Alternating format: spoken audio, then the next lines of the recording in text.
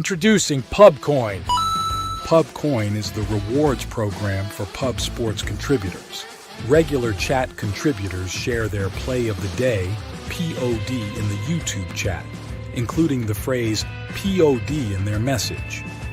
At the end of the week, the amount of units earned are converted into Pubcoins. Pubcoin can be used as reward points for prizes, shop discounts, and contests. Hey, what's going on, y'all? It's Mills here, Pub Sports Radio. Do you guys want to challenge the personalities here at Pub Sports Radio? Do you guys think you're better than them at entering in your MMA predictions and picks? Would you want to get paid for it? $100? Here's how you do it, man. You sign up right here at the link below. It's just this easy. PubSportsRadio.com. Enter your email. Pick your weekly picks. That's it. Oh, and you get bonus points if you can predict how they're going to win in what round. Every single week, a new winner's getting crowned. So every Saturday on Pub Sports Radio. So come on and check us out. You can win $100 just for signing up. Only thing you need to do is see if you can beat us here at Pub Sports Radio by entering your UFC predictions and picks weekly. Do it. I dare you. See you guys soon.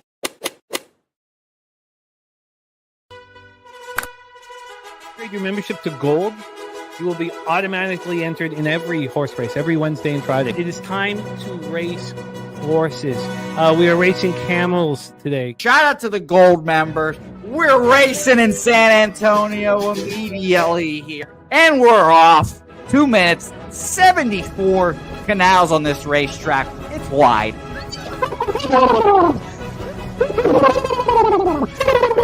We're racing in San Antonio. Pat Wally moving forwardly. Jeff Slaughter in the mix as well. And as is Randall Sheffield, who's put that beautiful nose out front. But it's actually real grass here, Jimmy. Maybe Kentucky bluegrass. Oldie, no! There he goes. Oldie in the lead now. K. Wolf falls back. The horses love it. Sometimes they stop and eat it on the way to the finish line. That's why your horses start so far in the back. Here. Oh, look at Nussflush Allen bursting out here. J-Dub in the mix. Rude Boy up here as well. Jimmy, take it away. There's Oldie. Oldie is moving to the front. We are past the halfway mark in our 2 mile. And there's Ricky Levy. Oh my goodness, he's in the mix here. Jimmy, take it home. This is our first dog race ever. 19 seconds left in the horse race here. It's Fernando Mendoza trying to find the wire. 14 seconds left. Can Fernando Mendoza take this home? Here comes Kenny Can. Kenny Can wants a piece of the pie. Put his schnoz up front. Ricky Bobby, 9 seconds left. Can Donut Silks make a run? Can Res Mall make a run to be $50? You son of a bitch! Here comes Tori Coker. Kenny Can Smoke and Mirrors. Director 97 home. That is a way. Here comes Jason Meyer, the Eldorado custodian. Billy Friedrich. Jones one all coming down the advantage. Coin!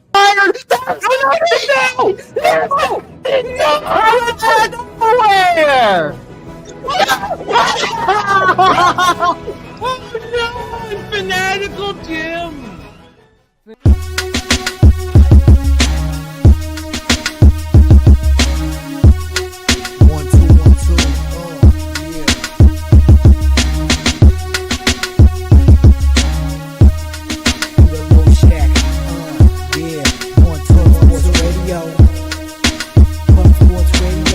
From the corporate Peter Low Shack, legendary sports handicapper mode, dapper than a dawn. For the young phenom known as Jimmy, who declared one day that the bag was here to stay. Information like a PSA when we all PSR Pub Sports Radio bizarre. Is a man named Slaughter and he flipped the script. No competition in this they quit the trip. But we say we be pubbing, better with the bag and you love it. We want a top 10, we above it. Let's check. What up, cappers, gamblers, punters, hustlers, low baggers? Happy Wednesday, May 14th. I know we said we were going to start at 11:45. I apologize for the late start. StreamYard has changed the amount of accounts that can be logged in. I imagine that every show that uses StreamYard is going to be dealing with this starting today. We had like 16 accounts logged in. They're only limiting you to 4 or 3. It's very, very stressful and an issue that I'm sure all the other shows will be facing. So it's not just ours. Thank you guys for joining us. We're going to talk all about, first off, look, it was a debacle in NBA yesterday. It was I looked like an absolute schmuck, so bullish on the Cavaliers, down 4.5 units or more, 4.75 units in NBA yesterday. It was atrocious, an atrocity. How many ATR words can we use? And it happened. And the heater in NBA screeching halt.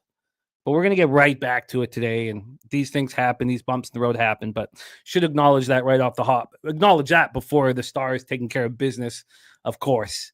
But look, the NBA was a debacle. Thank you guys for rolling with us. We got a baseball game popping off in 9 minutes. I've moved on it. We have Jose in our home studio here in San Antonio, Texas. Southtown 101, the best bar in Texas. So without further ado, I'm going to start copying and pasting all the action from Cappers in the chat right after this. But first and foremost, let's move on this baseball game that pops off in 8 minutes, which we can live bet as the show goes on and all that good stuff. So without further ado, please welcome our friend, Mr. Jose Bouquet, to the telecast. Jose, how are you?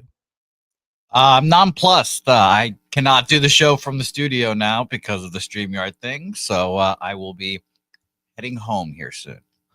So I wonder. This is crazy. I guess we'll. I can take pain in the pussy. Sorry for dropping pussy 7 minutes in, but it's annoying. We're gonna have to go back to YouTube. So that's what I think we'll have to do is just start streaming live from YouTube. But we'll talk about that. We didn't get any heads up about it either, but we'll get it all figured out here. Let's get to work here. So we have the team. This is a unique situation. We're fading a team on a 7-game win streak, switching cities. We were 3-0 until we lost with these Phillies against the Cardinals on Monday. This is a team that's on an 8-game winning streak that has not played now in 2 days. So I'm sticking with the plan. I'm on the Baltimore Orioles. On the money line, the minus 116 here. Let's break this down here. You guys have 7 minutes to first pitch. We got a lot of action coming in. Spooner on the Orioles in game 1 here as well. And I love it, Lucas Bryan, cashing all your Stars action. We have TJ on Baltimore first 5 money line, over 5.5 hits. So I like Ober. And Ober's been pitching well. And the Twins have won his last 5 starts. On the road, he has struggled. 22 and a third. He's had 4 starts on the road. 28 hits he's allowed in these 22 and a third. 11 earned runs, just 15 strikeouts, 5 walks, 2 jacks, 298 opponents batting average. Righties get to him, and there are some dangerous righties in the Orioles lineup. And the Orioles smash, well, not quite smash. They were, but that stopped. They hit righties hard, 247, 753 OPS. There's a big advantage there. Yes, the Twins have a bullpen advantage, and I'm high on Kramer. I'm the only one that seems to be high on Kramer in the industry, and it is what it is.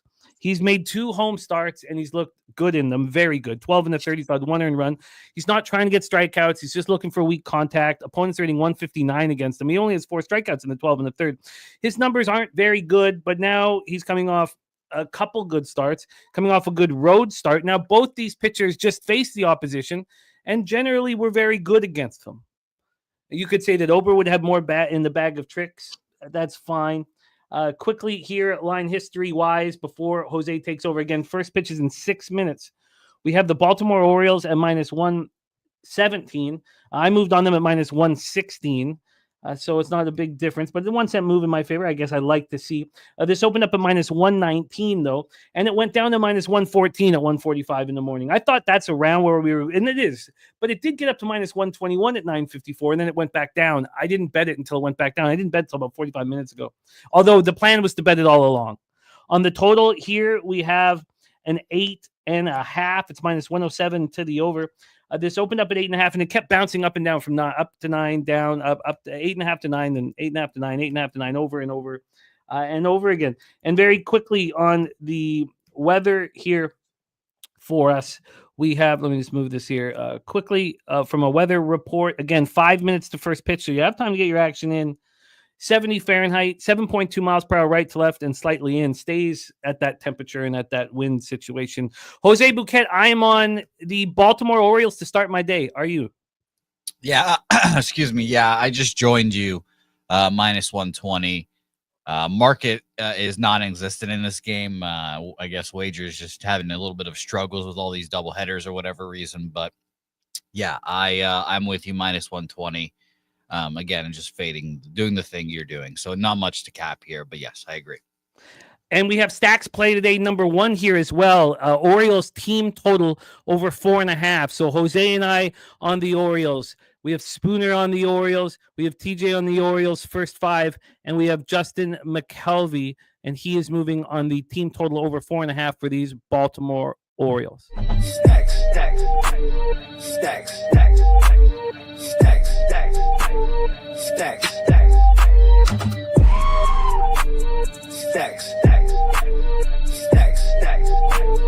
stacks, stacks, stacks. Nicholas Handy on the Twins money line here. Hottest team in baseball. Yes, that is the fade. Exactly that. It's Nicholas Handy. But I get it. Look, I can understand wanting to back a hot team, but this is the number one angle. I'm not a trends guy. You guys know that. This is the number one trend that I've seen in Major League Baseball through my years of capping. And it's fading a team, switching cities on a 7 or more game winning streak. Before the loss, we were 3-0 on this one. We were 3-0, and we were up 3.79 units. Of course, and I haven't updated the spreadsheet since then. So that is the situation. That is game one, kicking off in 3 minutes. And I love it. So, Jose, what is the situation now with StreamYard? Is Gogster going to be able to get in? Gogster's in, yeah. No, it's the people that can control like graphics and all that stuff. Guests are fine. Okay, guests are fine. Wow. Okay, this is difficult. Okay, so let me know how we're going to handle things as we move forward. And I imagine shows all over the sports capping industry will be dealing with this today. So there you go. There's our first game on the board. We're moving on the doubleheader game one, the Baltimore Orioles, but not all of us. And I can understand those who are on the other side. Nasty Nate, we are on the Baltimore Orioles. Money line full game. Yes. So yeah, I might be a little late to cap the first baseball game for you. So take your time, enjoy these luxurious NHL caps. I know you enjoy them so much, and I know Gogster will too. Shout out to our Edmonton Oilers as always. Remember, Jimmy, the offer's still there. They win the Stanley Cup. No. This is not helping. Not helping the show. Not helping the show at all. So let's stop that there before it gets started. All right, welcome to Betting with the Bag here on Pub Sports Radio. Again, we are all on the Orioles. Not all of us. There are a couple cappers in the chat on the Twinkies, but Morgan, Spooner, Jose, myself, TJ on the Orioles first 5, and Justin McKelvey on the Orioles team total over 4.5.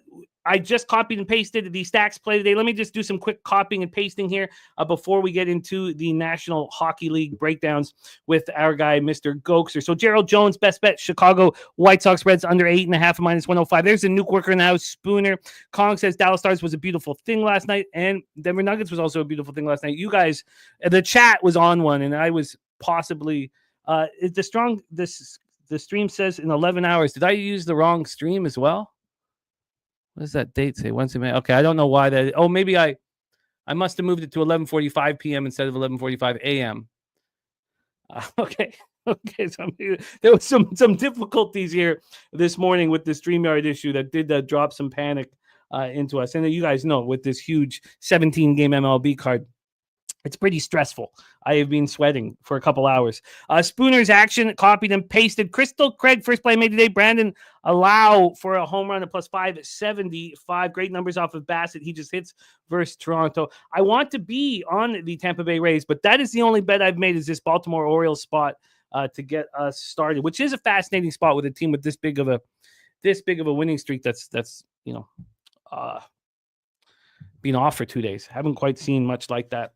All right, great to see all of you guys. Lucas Ryan, 10 units on the Stars last night. I'd love to see it. Now, I had friends on the other side with the Winnipeg Jets, so we're not, going to be too, demonstrative or whatever it is. I do feel that the situation we're in the playoffs is being spectacular. And we've made a lot of money. And I'm just very thankful. It doesn't always work out like this. You know, we were on the Stars and Oilers all year long, and for it to come, and we weren't like, it's not that we were betting them during the regular season or anything, but we knew we were going to be on them in the playoffs. So it's great to be here at this point. And I love that you cashed that 10-unit banger. Samit in the house. We got Gorky on the Knicks money line and Samit on the Knicks money line. Brandon Summersell in the house. He's on the over 8.5 here in game one. I'll be doing as much copy and pasting as I can because we got to get to work in the NHL because we got to get right back to MLB. We got lots of games popping off here early today. Lots of afternoon action for us. My dude in the house, Team Loss, ready to get to work. Who Bangin' Sports Talk. Shout out to our DJ Big Boss and everybody over at Who Bangin' Sports Talk. Thank you, Gorky, my friend, Massetti Moneyline and Nick's Moneyline. And thank you for the support, Gorky. It means the world to us. Let me copy and paste Gorky's action.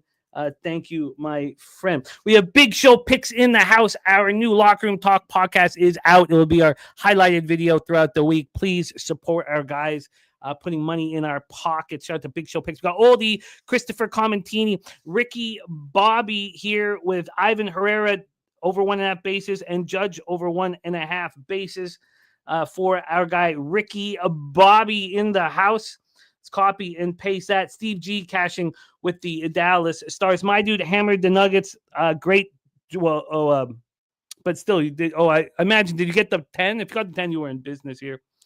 And Con Clip says the bet of the century is Boston tonight. If you're not on Boston tonight, you're leaving money on the table. Now I'm on them, but after being so bullish on the Cavs and looking like an ass clown, I'm probably throwing down my bullishness. Just my 2 cents in the house. Kong's Clips ready to go. Action Jackson ready to go. Thank you guys for joining us. I think that I've copied enough of the action. Let me make sure. Christopher Commentini, roll with you and Jimmy on the Stars. I love to see it. Lucas Ryan says, biggest bet of the playoffs, back to 1 unit for now. I get it. I get it. No, it's a great move to sit back and just count cash once in a while. And I think that that's what's going to happen here when we talk NHL with our guy, Mr. Gogster. Browns, Hughes, Brewers, full game and team total over 3.5. Let's get that copied and pasted here. We are about ready to cap the NHL card. We just have 2 games, so we'll be getting back to MLB very quickly. They're saturated in the house. Penny Bombs, Mountcastle RBI. Let me get this. Mountcastle RBI and homer for Mr. Bombs himself in the chat. Spenny, it is great to see you, my friend. So great to see you. Von Polo, 9 Legacy, saturated. Great group here. John in the house. Guillermo Zertucci, ready to rock. Joey B, paid for 2 car payments. That makes me so happy. Joey B, that makes me so happy, man. Swiggy in the house. TJ says, I want to be on the Rays, waiting to talk out. Certainly capped it that way, but the market is respecting Jay's money. We will discuss all of that. Roy Belmas, coming to us from Hawaii. Roy, I apologize for letting you down there with the Cavs. The triple up, though, at least you got the first quarter. Fuck, man, I'm so sorry, man. That fucking sucks, dude. There we go. Robert Cherry in the house.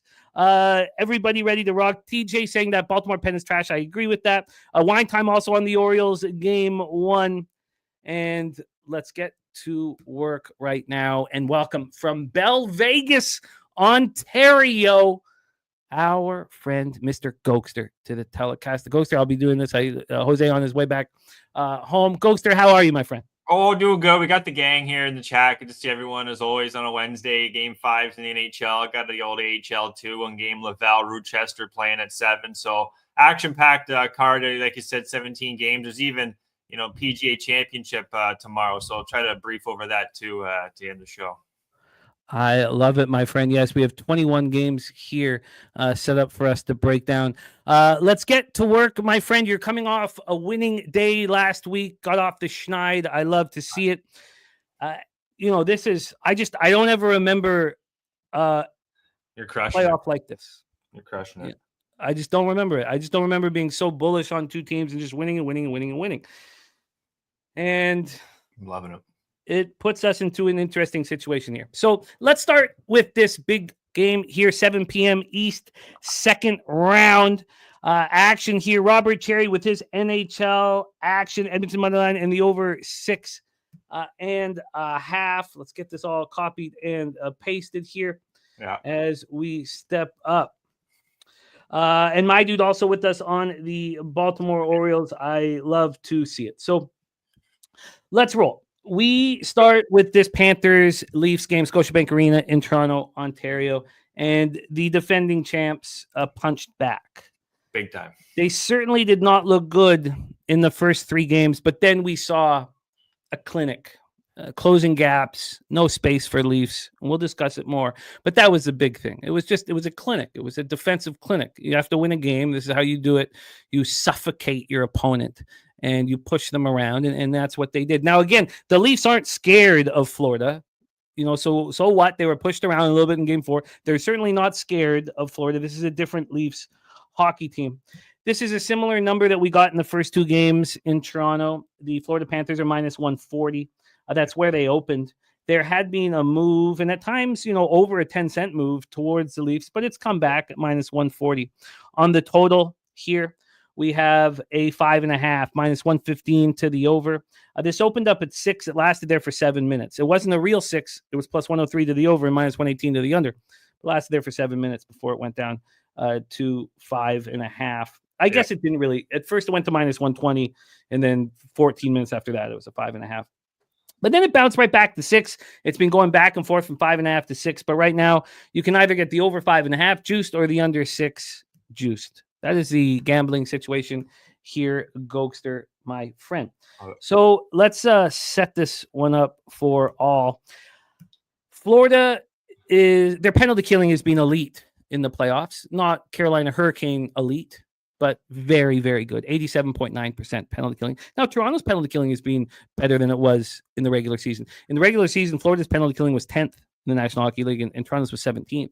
But playoffs, Toronto's improved as well. The power play has been almost the exact same for both squads, regular season to playoffs. And Toronto had the 9th best power play, Florida the 13th best power play. Bobrovsky made 23 saves for the Florida Panthers in a 2-0 win against the Toronto Maple Leafs in Game 4 of the Eastern Conference second round at Amerant Bank Arena on Sunday. In Game 3, I was on with the public fading the Leafs, and I took them on the puck line. I thought the -1 line was too expensive. And I've been saying that even in the Hurricanes games, if it's minus 230 on the money line, the puck line is too expensive for me. Maybe that's a mistake. Maybe I should open it up a little bit, but it's too expensive for me. So I took the puck line. But you guys also know, and we had a long talk about whether we take the Panthers to win the series or the Panthers plus 1.5 games. The Panthers at that point to win the series were plus 180. And after hemming and hawing and thinking about it, I took them plus 1.5 at minus 120. I love that. And that's what I'm sitting with here. I'm not going to touch it. I've got 2 opportunities to win this bet in games 5 in Toronto and game 6 in Florida. And there's nothing to add to that. We talked about it. Slatsy joined me on it. It was a pretty simple move. And that's where I stand. So Florida won both games at home to tie the best of 7 series 2-2. Verhaeghe and Sam Bennett scored. These guys have so much character. I've always been a huge Sam Bennett fan, and that's why I thought Brad Treliving was an ass clown, because of how he didn't understand what he had in the 4th overall pick. McDavid's line mate all growing up. But Verhaeghe, another character guy, 11 postseason game-winning goals. Can you believe that? Carter Verhaeghe, 11 postseason game-winning goals. He's tied with Corey Perry, Alex Ovechkin, and Patrick Kane for the 5th most among active players in just 78 games. Of course, they got him from the Tampa Bay Lightning. Panthers outshot the Maple Leafs 29-12 through 2 periods. It was a masterclass on suffocating your opponent. They had allowed 13 goals in the first 3 games. They had allowed too much space, too many rush opportunities, and they stepped up. Now, Joseph Wall is stepping up, and he's playing well, and he's got confidence, and I expect him to play well here. He made 35 saves in game 4. Now, we know the narrative. It's the same old Leafs. Yeah. We know the narrative, and are they going to change that narrative tonight?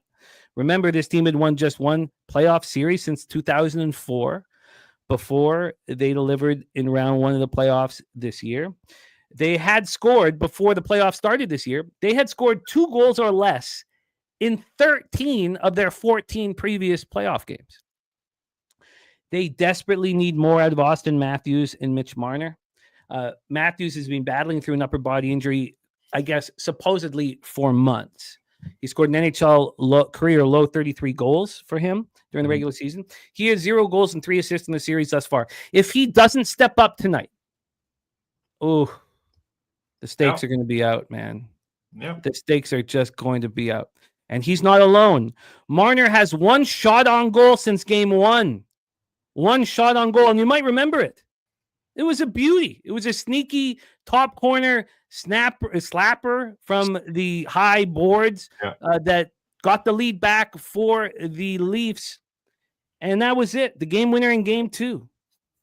That is the only shot on goal he has had in the past 3 games.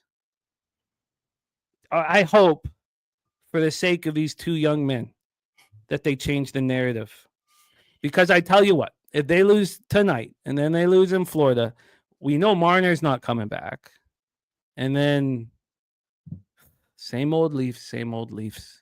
Mr. Gogster, it's just the same bet I made. Well, the bet I made before game 3, Panthers plus 1.5 in the series at minus 120. That's all from me. Take it away, my friend. Yeah, I think it's coming down to the home ice in this game. Toronto, they've looked good at home for the most part during these playoffs against Ottawa and even Florida.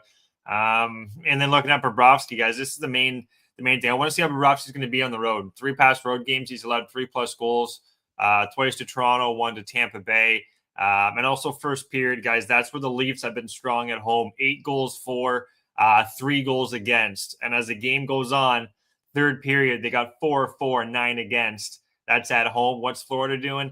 8 on the road on the third period, and then only 2 against. So it's the third period that's really going to come down to crunch time for Toronto. Face-offs quickly. Toronto's getting them in the face-off category. 57% I have here to about 45.6. It's just the expected goals 5-on-5. Florida's doing what they're playing that Florida style of hockey, playoff Stanley Cup hockey. Any team right now would really struggle. High danger chances 13 for Toronto, 19 for Florida, and then high danger shots against. They're not allowing anything really. Florida. They're playing so good defensively. But the penalty minute differential. I know I'm hitting a lot of different stats here, guys, but I'm just trying to break this game down. Right, minus 2.42. So if Toronto wants to win, they're going to have to just start.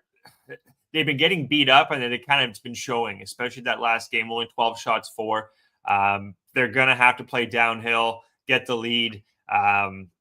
It's going to be tough to close them out, though, Jim. I really think it is. Going quickly to the injuries there. Ekman Larson looks like he's going to be in the lineup. A little illness last time out. Rodriguez, too, centerman. Believe he's going to be good to go day to day. But it looks like they're going to be possibly changing the lineups for Toronto here. I'm hearing rumblings of Robertson making his first start. He hasn't played this series because of, he's a smaller player going up against this big Florida team. But, Bobby McMahon, he's been playing great. But I just think what he's doing, he's kind of provoking this Florida team. He's trying to get, he's been firing at Marchand. I think they got to stay away from that. That's kind of what they did the first couple games. I could possibly see Robertson in here, guys, for a little bit of spark, speed, what they need, I think, if they're going to want to beat this team. So short and sweet, Toronto in the first period is where I'm going to go here, Jim. First period money line plus 110. I do think they know they have. This is pretty much, they lose this game, they're not winning. That's game 6 and down in Florida. They know it. Everyone knows it. But I see this going 7. Get this win here tonight. Going to be tough closing out Florida on the road. I think it's coming down to 7, and you're plus 1.5. I love that bet. Minus 120, you and Slatsy. But yeah, it should be a good game. First period is that best period for Toronto. They have to, in my opinion. If not, it's going to be kind of rinse and repeat from that last game, I think, Jim. So off that shutout, Toronto's going to come out Bobrovsky early. Don't let him get comfortable. And Wall's been solid. It wasn't his fault last game out. So Matthews, you said it too. He's got to step up big time. Playoff, he's just not looking like that playoff competitor everyone expected to see. So he's really got to step up. He steps up here, kind of leads by example. I think Toronto's got a good shot, 60 minutes. He doesn't. They're going to have to rely on somebody else. And I don't know if they can do it. So a lot of weight on their captain, but he's got to show up here, I think. He does. He does. What is the line, Mr. Gogster, that you got on the Leafs first period? Plus 120, guys. We're firing on the Leafs. Plus 120. Let's go, boys. Barnes going to be barking, too. We got a couple guys from our work that will be going to that game, Jim. So, he's got a good record, too. My buddy's got a good record. I think he's 3-1 at these games. So, hopefully we can pull out another one tonight. Should be a good game. Sports is so enjoyable. It's so much fun. Yes, I have the plus 1.5, but I'm so interested in what happens tonight. You have legacies on the line. Kachuk is back to his cocky self, in control.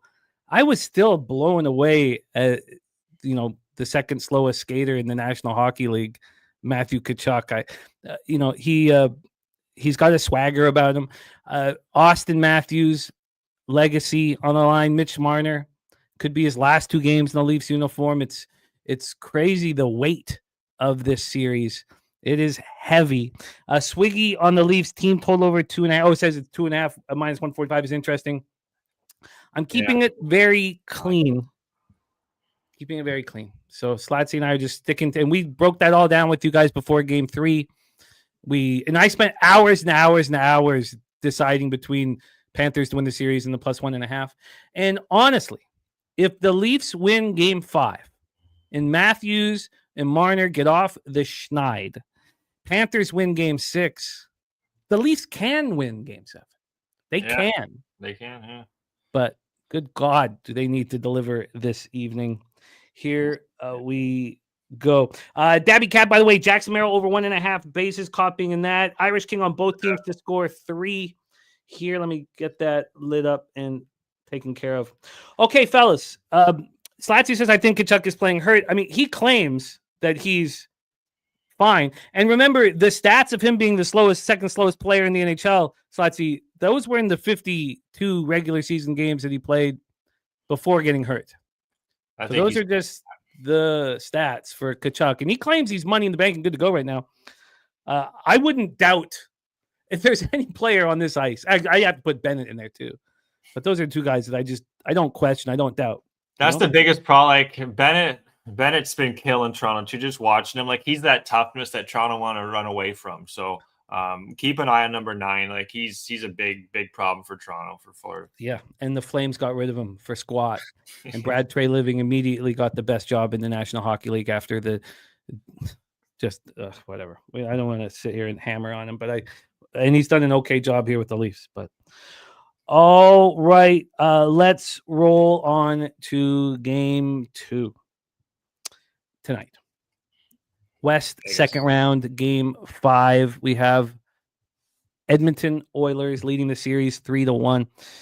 Oilers at Vegas Golden Knights at T-Mobile Bull Arena in Las Vegas, Nevada. No team has ever made me more money in a shorter period of time in the history of me capping than the Edmonton Oilers have over the last over the last 8 games. Yeah, over the last 8 games. And I have been thinking about this for 2 days. And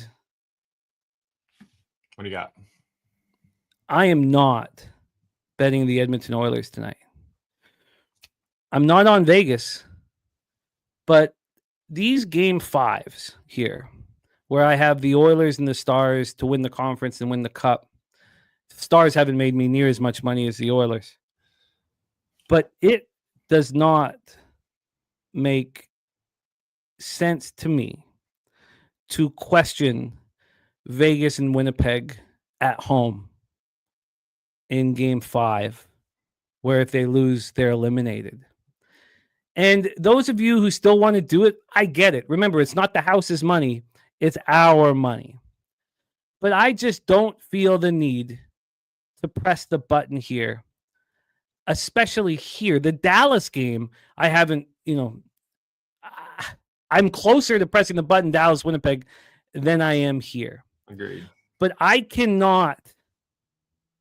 Okay, look, I've said all along this is the second worst team in Vegas's history. Look, I hate Vegas. I'm a hater. My team has never won a Stanley Cup. You know, we're talking 50 plus years of losing and losing and losing. And Vegas comes in and, immediately in year, 1 makes the Stanley Cup final. In year 6 wins the Stanley Cup. Yeah, but I can't quit. And I said, and maybe I was a little harsh saying that they were the second worst team in their franchise, but I don't think they're tough enough. I know they're not tough enough to make it to the Stanley Cup final, make it through this Western Conference gauntlet. But I can't question their character. I can't question their championship pedigree. I can say negative things about their toughness and Pietrangelo getting old and their top 6 forwards soft. I would never call Mark Stone soft, but I cannot question it. And I've made so much money. In every situation, I've been going and take it. We're going to go in and take it. Here in Game 5, too often I've watched the higher seed step up down 3-1. I've watched it so often. I mean, how many times have we watched it in the history of our watching the playoffs?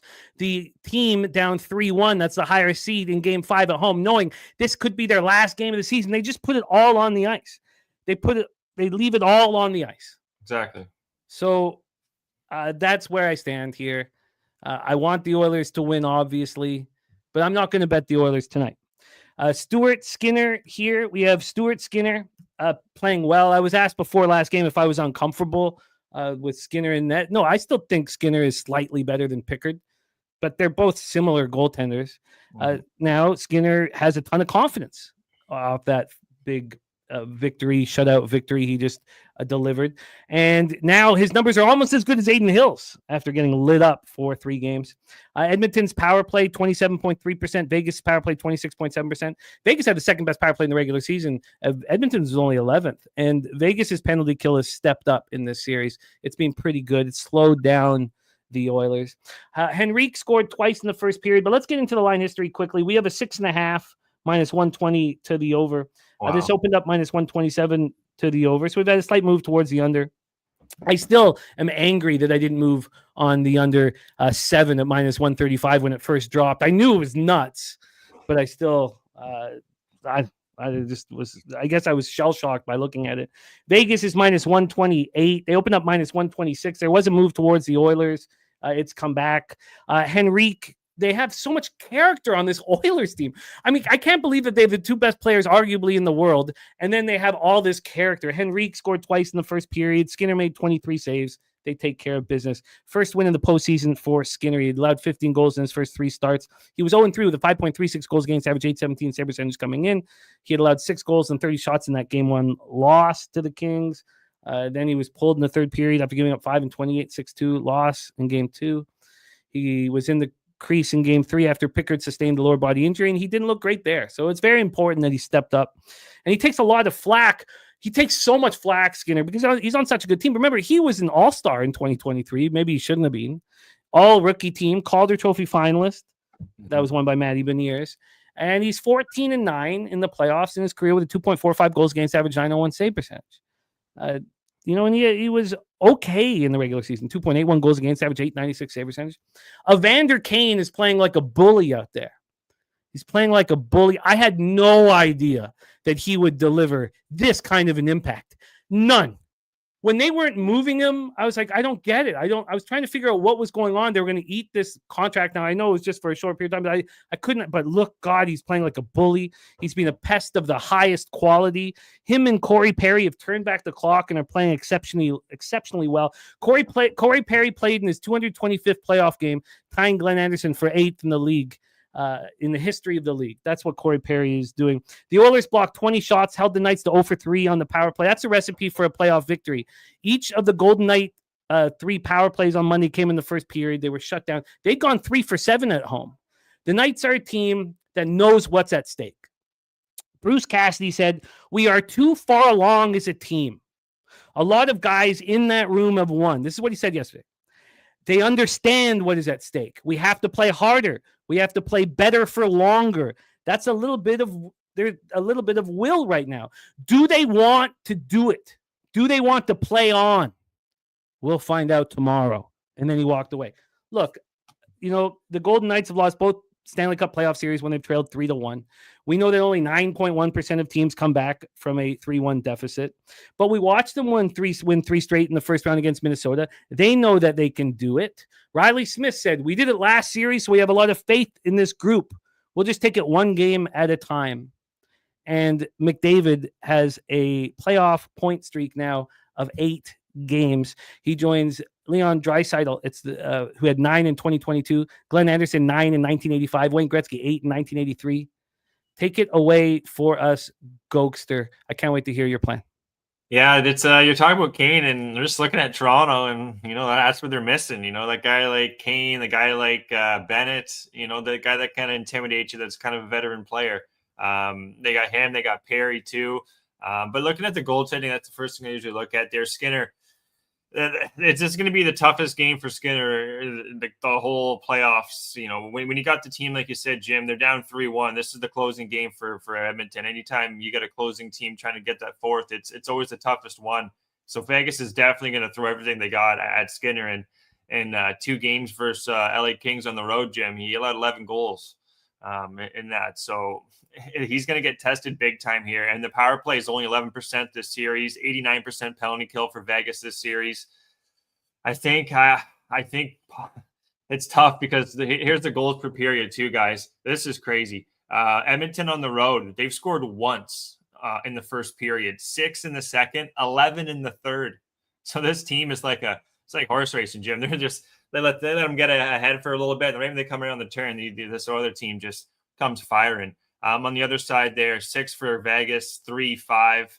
It's going to be similar to that first game, Toronto, Florida. Vegas is going to have to close out Edmonton, which won't be easy. And same with Toronto with Florida. I think both these teams at home can get the lead early. But I know that's only been 1 goal for Edmonton, guys. I do think Vegas is going to score, but on the other side, I think Edmonton's going to be able to match them in the first period. So first period, both teams to score plus 130, Jim, in this game. That's despite that 1 goal from from Edmonton. I think Vegas guys, it's going to be a handful. More I'm thinking about this. My second play here, I like even more, Jim. It's going to be Vegas money line, and then Vegas team total over 2.5, minus 115. Just killed a little bit of juice, but I do think Vegas is going to put their best foot forward. That third period is going to be, it's not going to be easy, but I don't see this team just laying down. Not so much just laying down, but they're not going to get beat on pucks. Maybe like you've seen Edmonton do against teams in the third period. When you got a team, this is their whole season on the line with that last 20 minutes if they are down. So and if they're up, I think they're going to put one of the best periods all season. This Vegas team, you sit out that much experience they got, guys. This team, Jimmy said they won the cup. Their coach, he's won the cup with Boston. They got a lot of pedigree here, so it's not going to be easy for Edmonton tonight. I do think Vegas is going to get this one, but going back to Edmonton, the home ice too, Jim. I didn't bring this up. The home ice has been huge this playoffs. I want to say it's big, like 45 to 20-23 or something. It was 40-20 a couple days ago. The home ice has been big, and I think it's going to come into play here. Toronto, I hope they win tonight. I feel better about the Vegas one with Skinner. Just don't know what we're going to get. He's going to have to play a hell of a game. He plays a hell of a game that they should win, just because you're going to get the old sense where it's like 30 shots on goal for Vegas, and Edmonton's only got 14, but it's those odd man rushes where they'll get Hill. But I think that's a tall task for Skinner tonight. So I think Vegas get him. I can't wait to watch these hockey games. And as much as it does really good games. As much as it does, make me a little uncomfortable to stay off of the spot. I question so many things about the Knights, but I don't question that championship pedigree. So I'm glad that Gogster is moving on. At Gogster, first period, both teams score plus 130. Then he's got the Knights money line and team total over 2.5 and minus 115. Steve G says Eichel point and overtime sprinkle. AM's on the under 6.5. Says the series tightens with the more familiar you are with each other. Elimination games cause games to tighten up even more. I agree with that. Well said there. Well said. I always say familiarity breeds contempt in all facets of life, but mainly sports.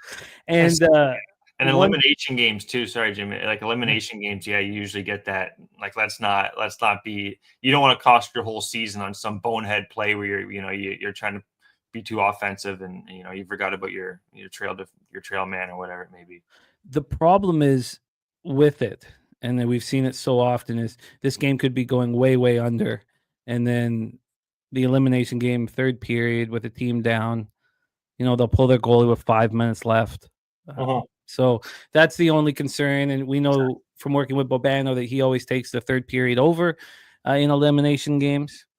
But I understand the idea here. I completely understand it.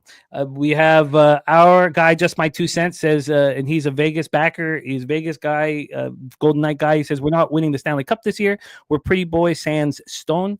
And Hill is a huge liability, but he thinks he can win. They can win this game tonight. So there we go. Slow Jab says, any thoughts on maybe taking the total over? Yeah, I've been trying to keep everything as clean as possible. That's been my whole thing. But I've bet a few totals unders, and I actually have a positive ROI on them. But I'm just gonna keep things clean. The problem is what's gonna happen next round with Dallas, Edmonton, and we'll get into that when we need to. We don't need to get into that now. Quickly, Joe, I think if Vegas wins, I think they're going to get 4. Like I think it gets up there. But like I said, I think the other side, if Edmonton win, it's going to be Skinner plays a good game and they win like 3-1 kind of game. So Vegas wins over. I think Edmonton wins. It's a big reason is Skinner. It's just unbelievable to me that the Knights are bigger favorites at home than the Oilers are when they're at home. It's just, I mean, how could the market be so wrong on the Stars and the Oilers? I just play like I've never been in a situation where the two teams I want to back, the market's wrong on, and we're winning and winning and winning and winning. Like I wish this does not happen every year, man. And we should be very thankful here. Bo Jackson trusting the Panthers and the Oilers tonight. Go, Bo. I look forward to seeing it all bang out here. Sean Pulliam in the house. What up, Sean? Mr. Gogster's on first period, both teams to score. Was that plus 130? Plus 130. That's low juice. That's some low juice for this game. And then Knights money line team total over 2.5 minus 115. I'm off of that one. I like that. And I'm happy that I talked it out. I feel more comfortable about it now. And then Gokster's on Leafs first period at plus 120. And I still from pre-game 3 on the Panthers plus 1.5 series. And I feel like I'm in really good shape. That gives me 2 opportunities, 2 cracks at it. And I'll sit back and hopefully cash. It's just 1 unit. So it's not like and I lost the unit on game 3 on the minus 1.5. So it's only just going to pay that back. And I'm going to lose a little bit of VIG. So it's not that big of a deal, but I'm keeping everything clean. Steve G thinks it's a Panthers Stars Stanley Cup final. I have no problem with that. I have no problem with that at all because it'll just give us the same opportunity on the Oilers next year, honestly. Now I can only say that because I have the Stars futures, but all right. That was a lot of fun, Mr. Gogster. Mr. Gogster, do you want to touch on anything else, AHL or golf, before we get into Major League Baseball? Oh, I'm just having thoughts of the game tonight and, pray these Leafs can pull it out because if not, it's going to be a 4, up 2, down 4, good night, back to the golf course. But AHL tonight, guys, we got the second semifinal of the East tonight. It's Laval des Roquettes versus Rochester Americans. Watched these teams play quite a bit. And this is the 2 best goaltenders. You're going to see these guys in the future. One of them, for Rochester, he was actually raised, Jim, just outside Laval. That's Devon Levy. 3-0 this playoffs, Jim. 978 save percentage with a 0.67 goals against. He's had 2 shutouts. They played Syracuse, who can't really score a whole lot, but that's unbelievable. Then the other side, Jacob Fowler, Boston College. He got called up to Laval, and Prima was great in the regular season, 21-2, 927 save percentage, but he had 1 loss. I went with Fowler. He's 3-0 with a 953 save percentage, 1.00 goals against. So you got some 2 really good goaltenders. Not a whole lot of offense. Laval, they do got a lot of up-and-comers. They got a couple of players for Rochester, but look for some tight games here, guys. I'm going first period draw plus 160. And if that doesn't hit, I'm expecting this to be – I don't see one of these 2 teams getting up in front with just how strong these goaltending I went over those 2 goalies, and then their defense too. This is going to be a tight game. Overtime, Jim, plus 320. First period job, plus 160. Should be a good game. You can see it on Flow TV, guys, AHL.com. Will be a great game tonight. And then PGA Championship at Quail Hollow. Rory McIlroy's won twice in the last 3 years here. Finally completed the Grand Slam at the Masters. But we got the live players back, Jim. It won 2 leagues there. They finally are able to mix together here. So we're going Cam Smith. T30, top 30 guys, plus 170. You need a lot of around the green, strong around the green on these tracks with the elevated greens, fast, a lot of runoffs. So you're going to be missing a lot of greens here. And then there's quite a bit of rough, deep rough, like typical, master or championship venues have on the PGA. So I got more plays, guys. You can check out my Twitter page, Gogster99. But Cam Smith, top 30. I do like that plus 170. And I wouldn't be surprised right now, Jim. Rory McIlroy, he could just start going nuclear here now. He's won twice already. This track fits his game. He's playing some of the best golf he's ever played in his life. So he's the favorite, but he could win it again. I love it, Mr. Gogster, my friend. Please support our friend Gogster on X. I'm going to pop his X handle here in the chat. Thank you, sir. Gogster, great job last week. Let's keep getting that cash. Go, brother. Respect, my man. Any last words for the Cappers supporting the show? Oh, love you guys. As always, appreciate you guys tuning in. Steve G, everyone, Swiggy, Gerald, Ronnie, Bo, Slatsy, all you guys. Appreciate you tuning in for the hockey talk on Wednesdays. And we'll do it again, as always, next Wednesday. And Gogster99 for any updates and any picks I give out throughout the weekend, guys. So till then, be good. See you soon, Jim. I love it. There he is, Mr. Gogster in the house. BJ coming in with his best bet, Celtics money line. I've moved on 2 bets in that game that we will be discussing here after the slap in the face that the NBA gave me yesterday. I couldn't take my eyes off of the Cavaliers game. When you're that heavy on the side, and it wasn't even financially. I thought that I bet it right too. I sat with it for a couple hours afterwards, and I was like, "What's the best way of handling it?" Because I didn't want to have 2 units on the Thunder, and so then I ended up. Well, I bet 4 units in the game. I lost $1,000 in NBA last night. It was not enjoyable. But I had the double result with the Cavs, obviously, that went awry, and the -6.5 went awry. But I had the Cavs. I didn't end up taking the Cavs first quarter -3.5. I took the Cavs first quarter money line with the Thunder first quarter money line.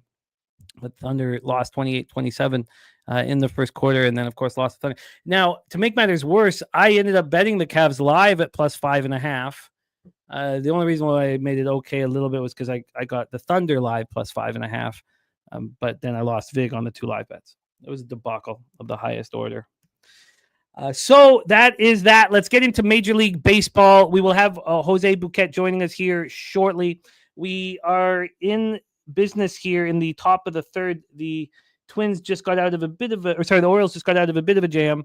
We're heading into the bottom of the third. It is 0-0, and it is time for the Orioles to make a move, and hopefully they do. At this point in this empty stadium, it's completely empty. I don't know if I want to make a live move on the over or anything of that nature. I'd love to know if you guys do that here.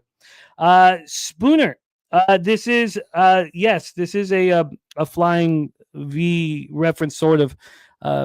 It's an old school Vancouver amateur hockey team hat from like 100 years ago. The hat isn't from 100 years ago. It's a replica, obviously, but there it is. Drewski in the house. It's just because I can't wear my Phillies hat. Got this beautiful Phillies hat. It was from the 30th anniversary of their World Series win, but it's got green underneath, and it messes up with the green screen, which, and I've said this before, so I won't hammer it, but it will be changing soon. All right. BJ says Mitchell not a postseason performer. I don't really put it on him. Mobley, the defensive player of the year, and Jared Allen looking like a deer in headlights was shocking. But I lost. The only thing, I just wish I wasn't so bullish. I'm embarrassed. I sounded like an asshole. I was going off about how this is so easy. I mean, obviously it's not. And I guess that Bucks game in the similar situation made me a little pompous. But it was I was just wrong. Let's move on, though. Let's flip the page. I was very wrong, and it was costly, and we'll deal with the consequences. Still been a good season, and we'll move forward. Let's get back to baseball here. We have game 2 on the card, and we have doubleheader game 1. St. Louis Cardinals 23-19, 8-13 on the road at the Philadelphia Phillies 24-17, 13-7 at home. We're at Citizens Bank Field in Philadelphia, Pennsylvania. Let's get into the weather here to get started. We have light rain and possible drizzle at first, then that just goes away. So it may be pushed back a little bit. Is there any word if this game is being pushed back at all? 9.8 miles right to left and slightly in, dies down to 8.9 miles per hour. Joey DFS in the house. What up, Joey Tadero? Great to see you. Derek Parra ready to get to work as well. Brunson points over. I can't wait to talk NBA, but we have to focus on the task at hand. It is Major League Baseball. By the way, 3-3 yesterday. I did live bet the under 11.5. I got it about 4 outs after Jose. So it cost me minus 140. But still, losing the Colorado, Texas first 3 under 2.5. It's the first time I've lost the first 3 where the full game went under. But Tigers was a win. Javi Baez coming through for me. Washington, Atlanta, first 3 under 2.5 was a win. Again, we talked about the situation, the 3 check marks for that first 3 under. A pedestrian to below average numbers for the pitchers. Favorable weather conditions for an under. Market moving to the under. And there was more than just that one that went under in those similar situations. But that's what I'm looking for now. Colorado, Texas, first 3 under 2.5 was a loser. Rockies, first 3 plus half was a loser. Yankees, Seattle, first 3 under 2. I was on that with Peter Loshak. That was a winner. Diamondbacks was a loser. And the Athletics, Dodgers, first 3 under 3 was a push. Big Show saying Javi Baez, baby. I love that he's come back after that horrific year last year. I absolutely love it. Troy Torrance is all over the Phils, and Spooner is on the Phils on the run line. So let's break this one down. Let's hammer away at it. So we have set up the weather conditions. Let's set up the line history. This is Eric Fetty going up against Jesus Luzardo. Let's move over to the line history for this one. We have the Philadelphia Phillies right now, a big move towards them. Wow, a huge move. I guess no. I guess it isn't. I guess it depends, again, what you're looking at. This line came out just after midnight with the Phillies at minus 173. But if you want to look at the site we used to play poker at, and now, again, there's limits. But this came out at 2:46 p.m. at minus 146. If you're looking at that, this is a 32-cent move towards the Phillies. So that's imperative, sort of how you judge it. Let's use both books for the total here in this one. We have from the book that came out at 2:46 p.m., it was an 8.5 at a pick'em. So it's moved 10 cents to the over. For the book that we deem the sharpest, that is also cautious and claims they don't kick out winners, but they do limit them. This opened up at 8.5 at midnight, and then at 5 a.m. it was an 8. It only lasted there for 2 hours. It stayed at 8.5 cents, but we have a 7-cent move. So no matter how you look at it, we have a move towards the over. Rodriguez is out for the Panthers, says Spenny. I thought he was going to be out, but they have enough depth there for a bottom 6 forward to be to bring up. I don't think it matters to him, even though he's quality. He's definitely quality. So Irish King on Philly run line game 1, St. Louis money line game 2. Now I can understand the idea of fading Fetty. He's coming off a spectacular performance at the Nationals. 9 innings, 6 hits, no earned runs, 8 Ks, and no walks. 10-0 win at the Nats. He threw a season high 109 pitches. Now he has gone over 100 pitches in 3 straight starts, so it's not like it was a freak amount of pitches for him. He's getting lefties out very easily, 214, 580 OPS, but righties do get to him. Take a look at the expected lineups here for our first game of this doubleheader. Again, we have 21 minutes. I've not moved on it yet, so we have time to move on it. Let's also bring on my co-host here and the star of Say Hey Plays, coming to us from San Antonio, Texas. Please welcome Jose Bouquet to the show. Jose, how are you? Good. What a pain in the Passalia fucking StreamYard is now, huh? Jesus. Yeah, I don't know what we should do here, but I'm leaning. Well, we'll talk about it, but we don't need. Yeah, I've already got people researching as well. Shout out to Swig and Big Show. We can go right to YouTube. Now I don't know if the graphics feature will be available with YouTube. Oh, you're right. Okay, well, we'll figure it out, but it is very, very painful. Mr. Belvedere, you nailed it. And you got paid with the Cavs on that bet when you took them -5. I mean, you absolutely nailed it. And I was look, I was so wrong. I was so wrong. It's one thing being wrong. It's another thing when you talk about how easy it's going to be. I played the clown.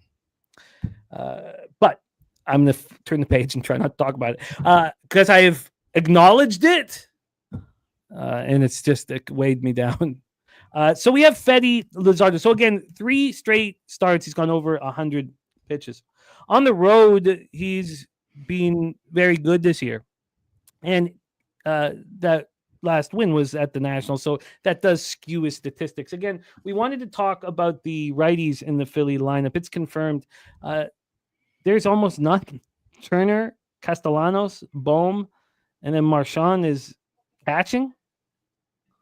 It's all lefties.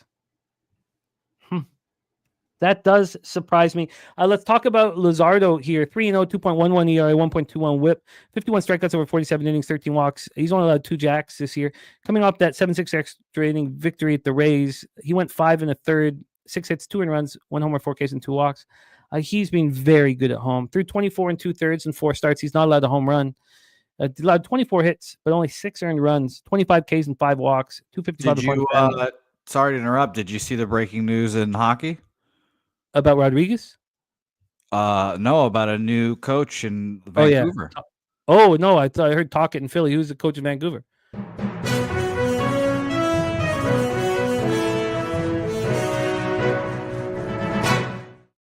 To hear this. Adam Foote, the new coach of the Vancouver Canucks. Wow. And I'm assuming that's how you say foot with Yeah, an E at the Foote. end. Cal Foote, his son is part of the sex assault trial. Oh, well, I'm glad that's the first thing you think of. Well, I mean, it's a huge trial going up in London, Ontario.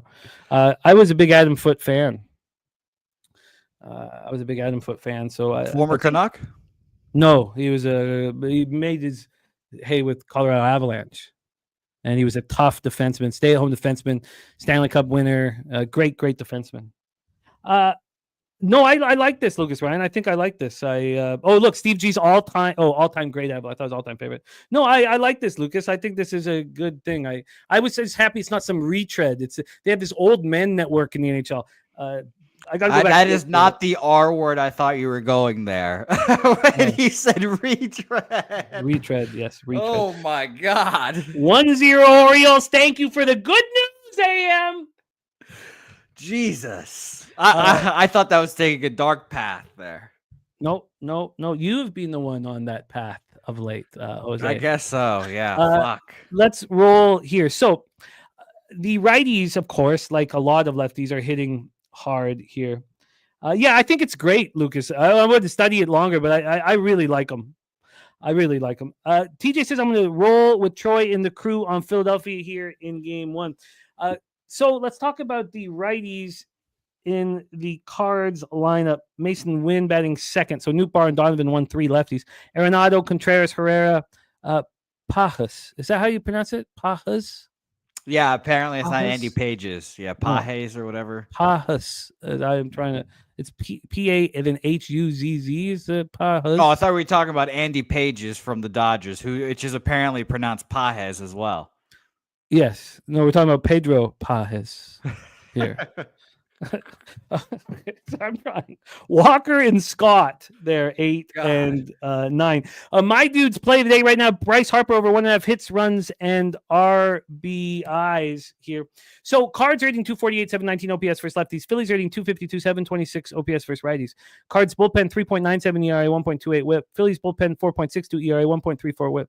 Generally speaking, Joseph Gomez assuming a rainout in this one. It's not even being pushed back as far as I know. Do we have anybody boots in the ground? Anybody in Philly right now? Because I do not think it's the only thing it would be is just pushed back a little bit. There's not going to be a rain out because it stops raining completely in like an hour and a half. So I guess all I want to do, generally speaking, is fade a pitcher off of a shutout. But I don't know. 3-0. There we go. Look at There that, we man. go. We go right back to the well. Who hit it? Who is that? Gunner? It looks like Gunner. Gunner Henderson hit a Gunner. home run. Pahes. Thank you, Spooner. Pahes. So take it away, Jose. Maybe I completely understand. I feel like I'm going to be sitting here angry that I left money on the table because I want to fade the pitcher off of a shutout, but he's kind of used to this number over 100 pitches. But you take it away. I want to hear. Yeah, it seems like a lot of sharp bettors are thinking the same thing you are, Jimmy. We don't have total cash flow in this game, but there's 64% of the bets on the Cardinals, but 90% of the money on the Phillies here. So those big bets on the Phillies, I've seen, seeing minus 146 openers, almost to minus 180 at this point. Though apparently at BetMGM, it's minus 185. So, I ended up just staying off this game. I don't want to bet a run line or anything, but I thought kind of the same thing as you. I'd want to fade the complete game shutout. And shout out to Fetty. It was an impressive performance, but I would want to fade him here and back a Phillies team that I generally trust offensively. Numbers against righties. Let me refresh my splits leaderboards here real quick. So I can give you guys their updated numbers against righties. Full season, the Phillies against righties, 13th, 105 weighted runs created plus. So nothing too special there, but still 5% above average. And just this month, which is, again, the 1st to the 14th here, 110 weighted runs created plus. So they're doing a little better. Huh. Oh, God, I would really like to update this fading teams on 7-game winning streak, switching cities in a positive fashion. Nasty Nate, I love that you took them first 5. I completely get it here. Shout out to you. Am I leaving money on the table? I have 13 minutes to make this decision, but we have another game popping off in 13 minutes. So would you bet a -1 here real quick? Oh, yeah. Okay, Oh. I figure. I also think that you should stick with it. The AM said the Phillies have the advantage everywhere in game 1. I mean, I wouldn't say the bullpen, but I hear it. I completely hear you here. Are you close to moving on the Phillies here in game 1? No. I could see why though. People are moving on a big line movement. I don't trust Fetty here, so I agree with the move. And if you do move on it, but I'm not going to personally. Okay, let's roll on here. I've got 12 minutes. We got another big one here, so let's roll on. We have the next game popping up 13 minutes. Milwaukee Brewers 20-23, 8-16 on the road. The Cleveland Guardians 25-17, 14-7 at home at Progressive Field in Cleveland, Ohio. Let's take a look at the weather here. 75 Fahrenheit, 7.2 miles per hour to left center, dies down at 6.3 miles per hour. We have Logan Henderson on the hill here. Logan Henderson, young Logan Henderson, 4th round pick in the 2021 draft, 23 years of age, just turned 23 2 months ago. Jesus. Young kid here. He was in AAA Nashville, and he looked very, very good. No question about it. So he had 5 starts. He was in 6 games. He went 5-1. A pitcher of record. Yeah. Almost all of those. Yeah, starts. his earned runs in all of them are ridiculous. The first start he had 5 earned runs. The next, all the rest, 0 earned runs, 0 earned runs, and then 1 earned runs in 3 straight starts. Wow. 0.97 whip, 2.40 ERA. Last year, he starts in a rookie ball, moves up to high A in Wisconsin, then double A Biloxi, and then gets up to Nashville AAA by the end of it. His numbers got worse at each level, but 3-1, by the way, home run just now. Damn it. Okay. Thank you, fellas. AM on the under 8.5. Wine time on the Brewers money line, and same with Justin McKelvey on the Brewers money line. Logan Henderson, we've seen him in one start in the show, 6-3. It's 1 earned run. It was a solo shot, 9 strikeouts, the 1 walk, the 14-1 win at home over the Athletics. He seems, at this point, just not phased. Gavin Williams on the other side, coming off his first good start of the season. 5 innings, 4 hits, no earned runs, 8 Ks, 4 walks, and a 6-0 win at home versus the Phillies. At home this year, he started 4 games, and he's allowed 21 hits and 18 1/3. Opponents hitting 300 against him. And his righties are destroying him. 400, 1.053 OPS. So, of course, we want to know who are the righties in the Brewers lineup, and there's not a ton of them. Chiriot, obviously, Contreras, so you got the big bats there. Rhys Hoskins, who can be a big bat, and Monasterio and Durbin turning the lineup over. DJ says I lean Cleveland heavily. The opening number was way off. I understand why the books moved it drastically. I have value on Cleveland up to -125, but passing. Milwaukee, 56 runs, weighted runs created plus first righties the last 14 days. The Guardians have a bullpen advantage, but the Brewers bullpen is getting a little better as time goes on. These teams are hitting similar year long against righties. Guardians 237, 709. Brewers 236, 683. But as TJ is saying, that number has been dropping quickly. Ron Lofton says stacks and line time on the Brews is enough to sway my lean. So Brews it is. Let's take a look at this line history here. We have the total at 8.5. It's -114 to the under. Again, this opened up at 8.5, went to 8, up to 8.5, and it just moved back to 8 3 minutes, or no, sorry, more than that, about 15 minutes ago. And then on the money line, we have these Milwaukee Brewers at +107. They opened up at +125 and now at +107. But this did get down to they were a -103 at 11 a.m. Take it away, Jose. Are you moving on Henderson, Williams, Milwaukee, Cleveland? Yeah, I am, and I'm going to be on the Brewers with the guys as well. I just bet them in this game +105 for me. The line movement in this game is absurd. I'm seeing this open up at -138, and we've got -110 now. Cleveland. Penny opened this up -139, now down to -115, which, I mean, you study Penny's line movements more than me. I've been looking at them more and more because I finally figured out how to fucking customize my books on that thing like a donkey. But I haven't seen a line move that drastic at Penny so far. And the money percentages on our friends that wager here, 55% of the bets and 59% of the money on Milwaukee. That's it. And it's all on, it's been crashing down. So feels like Milwaukee Brewers are the spot here for me. I moved on them full game.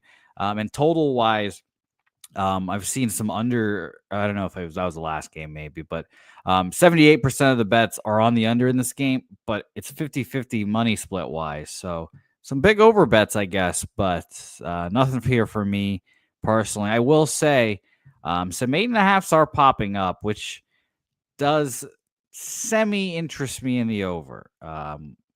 Again, I've been doing really well in overs, so I'm sure, not overs, I mean totals. I've been speaking about this. Now I can, maybe the record will get worse, whatever. But right now I'm 16-4-3 in full game totals on the season. So I'm trying to look at them a little more. Maybe I have just an eye on them. Who knows? But if it moved to 8.5, I would be more interested in the over, I guess. But it does seem like an over. But I am on the Brewers here officially, full game. And what line did you get? +105. Jose is on the Brewers at +1. And TJ as well mentioned that we probably won't see Clase or the other guy who I can't, Gaddis back-to-back 20 pitches and 8 pitches. Clase 14 pitches, day off the previous day and then through 20. Maybe Clase is available, but with how bad he has been at times this year, maybe they'll give him the extra day. I'll trust TJ there. So maybe the line movement is the books knowing that you're not going to get Cleveland's best two relievers here. Now, Milwaukee's bullpen is a little used up, but Trevor Miguel, their closer, hasn't thrown in 2 days. So I will roll with that. Very, very, very interesting situation. I'm going to stay off of the Brewers Guardians game. I'll stay off of that. The question is, I've got 1 minute. No, I guess I left. Sorry, it was 105 start, not a 110 start. I guess I've got to let go. I guess I'm not going to join you guys on. I'm not going to join you guys on the Phillies pre-flop, and that might be a problem. I might feel like I'm leaving money on the table, but I'll have the opportunity to move it live, and I'm not going to stress out about it at this point. First out of the inning, finally for Kramer. And it was a nice strikeout, beautiful pitch. Okay, let's roll on.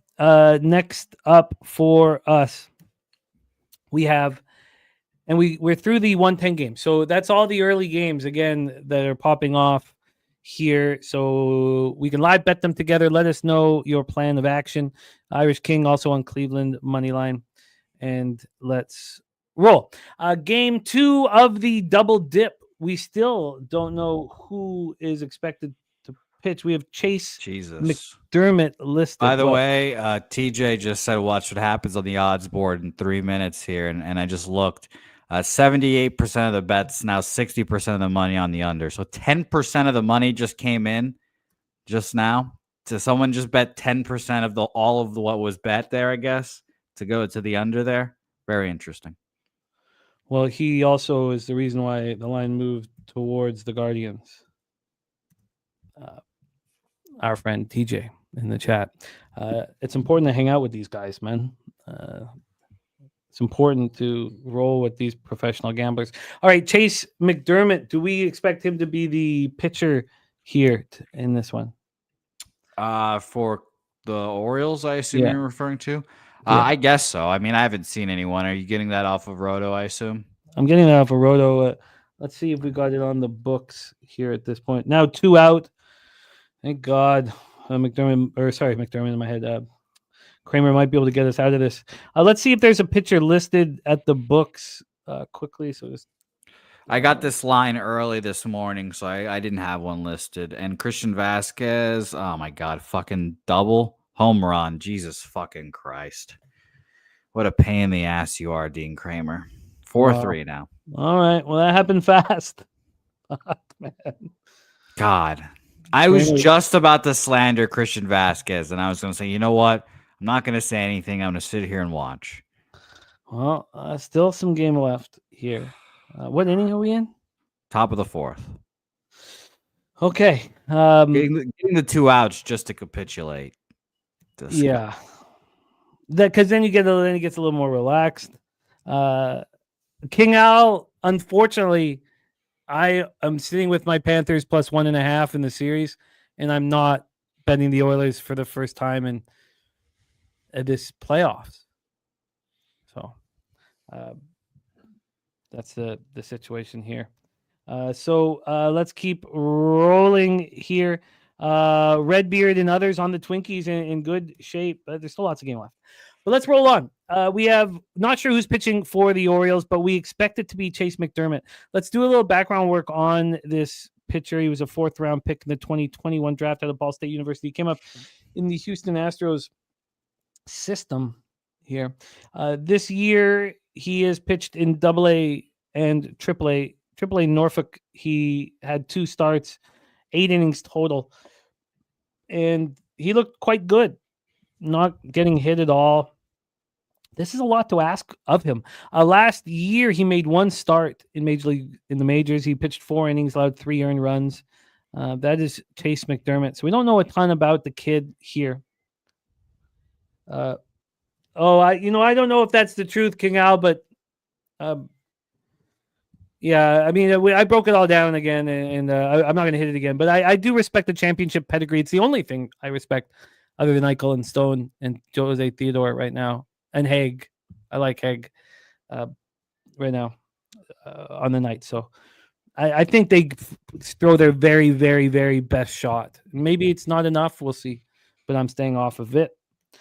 So let's talk about Simeon Woods Richardson. We know he is pitching 2-2, 4.01 ERA, 1.43 WHIP, 33 2/3, 31 Ks, 12 walks, and 6 homers. His last start, he went 4 2/3, 5 hits, 2 earned runs, 1 homer, 1 K, 1 walk, and a 5-2 win at home versus the Orioles, the aforementioned Orioles. On the road this year, he's not been good. Opponents hitting 301 against him.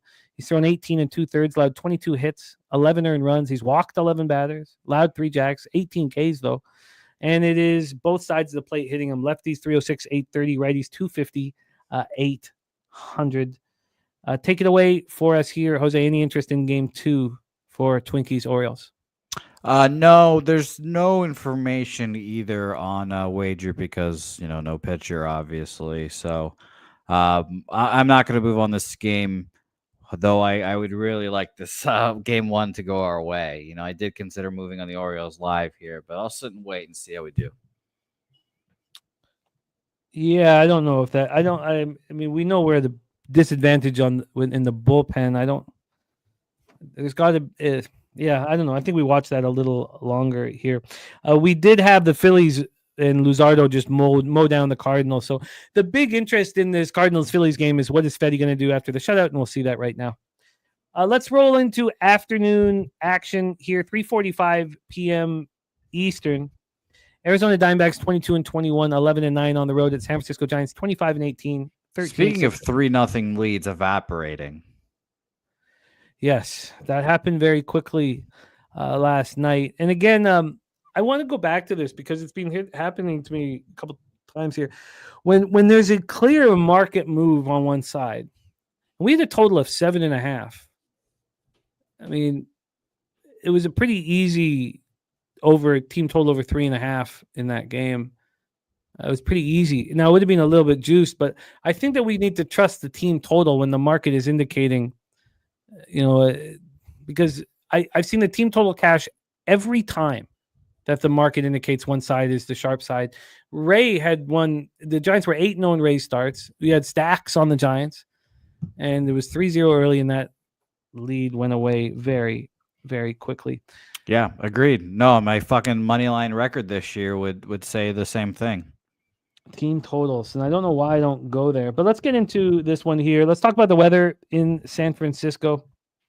59 Fahrenheit, feels like 57, 5.4 miles per hour to left center. It gets up to 9.2, but again, it's not too big of a deal. We have Irish King on the Giants money line. We have this total at 8. It's minus 113 to the over. It opened up at 8, and it went to 8.5 at 10:19 a.m., and it came back to 8 at 11:18 a.m. So it's just been sitting here, 6 cents of movement towards the over. Let's get into the money line for Giants Diamondbacks here at 3:45 p.m. Eastern, 12:45 p.m. Pacific. Hicks and the Giants are minus 107. They open up minus 102, so very small moves here. TJ's on the over 8 in Arizona, San Francisco. Eduardo Rodriguez has looked very bad, but the Giants have not been hitting lefties. 223, 662 OPS. And Justin says that angle got me on Orioles over 4.5. I get it. The Polo says, does Eduardo throw 5 strikeouts? Well, let's discuss Eduardo. 6.86 ERA, 1.67 whip. I mean, he's looked horrific. 8 home runs allowed in 40 2/3. Does have 48 strikeouts. So we have Rodriguez's last start. He lasted 2 2/3 at home versus the Dodgers. 9 hits, 8 runs, 6 of which were earned. 3 strikeouts, 3 walks, and 1 home run. On the road this year, he's been beaten up, just destroyed. 326 opponents batting average. But he's got a ton of strikeouts on the road. The Polo, a ton of them. 32 strikeouts, 19 2/3. He's getting hit from either side of the plate. Lefties 327, 869. Righties 301, 919. Then you have Jordan Hicks, who's coming off a 3-1 loss at the Twins. It was a nice situation for a pitcher in that one, and he pitched well, quality start. 6 innings, 7 hits, 3 runs, 6 Ks, no walks. 5.82 ERA, 1.41 whip. At home, he started 4 games, and he has not been good. It's hard to find a Giants pitcher who struggles at home. 5.75 ERA in 20 1/3, 20 strikeouts, 6 walks, 2 jacks. Opponents hitting 286 against him. Same deal with him. Both sides of the plate are hitting him. Billy Friedrich says Rodriguez bounced back. Arizona is the play. The Diamondbacks rake righties. 251, 801 OPS, and they're going to get a lot to hit with Hicks, who throws with a ton of velocity. Diamondbacks hit righties. Giants don't hit lefties. The Giants bullpen has been phenomenal all season long. Take it away, Jose, and touch on the cash as well. Diamondbacks, Giants. By the way, injury news breaking: Bryce Miller, right elbow inflammation on the IL. So your Mariners. I don't know. I don't think you made that future bet. Okay, so I've not. I mean, it went from plus 180 when we talked about it to plus 100. I don't know what it is today, but a plus 100 future is not that appealing. Max, but I mean, I think that if I can keep this run going and maybe can start talking about raising the unit size, then a future like that might be appealing. But at $500, it just seems like I don't know if it's worth it. But take it away, Jose. That's fair. Well, cash flow in this game is pretty split down the middle on both sides, really. And the Giants, as Lynn Belvedere, you know this best. You've been tracking it. The Giants are a team that I just struggle to bet. I bet on them the other day. I lost. I bet against them yesterday. I lost. 58% of the bets on the Arizona Diamondbacks here. 57% of the money on the Giants. 59% of the bets are on the under, but 50% of the money is going each way there. So it's tough for me to try to move on this game. I was thinking about this, and I need to just do a quick stat head search, but the last time the Giants scored 10 runs at home must be a while. And I just was shocked to see how many runs were scored, but no action here for me. And now I'm curious to see if I can find it on StatHead. But it was a tough game. Who in their right? So these are the totals that scare me a lot, because who in their right mind would want the under in this one? And so it goes up to 8.5 at 10:19 a.m. And an hour later, we're back at 8. And that just scares me. Now, I can understand that any model would indicate that these pitchers are going to get touched. So, what is your first thought? You see these two. Now, if you use a vividness bias, you're saying they're not gas cans, but we're looking at their numbers this year. These couple gas cans on the hill, and the total's at 8. My first thought would be that the offense has come back down to earth after 14 runs from yesterday. I guess the early start at 12:45. We see so many of these early games go under. Very, very, very interesting. Okay, I don't find that spot appealing. Let's roll on, though. I really want to talk about this game here. Beauty. Oh, no! He got there. Fuck. God, I hate that. What's the Giants park called again? Oracle. Let's move on to 4:10 p.m. Eastern. We have the teacher said if this game was in Arizona at 7 p.m. it would be 9 or 9.5. Yeah, no, I hear that. I hear that. And I don't think you're wrong to be on the over. At all.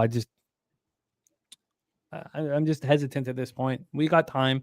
Let's roll into 4:10 p.m. Eastern. Jose, the New York Yankees 24-18, 11-10 on the road at the Seattle Mariners 23-18, 13-10 at home at T-Mobile Park in Seattle, Washington.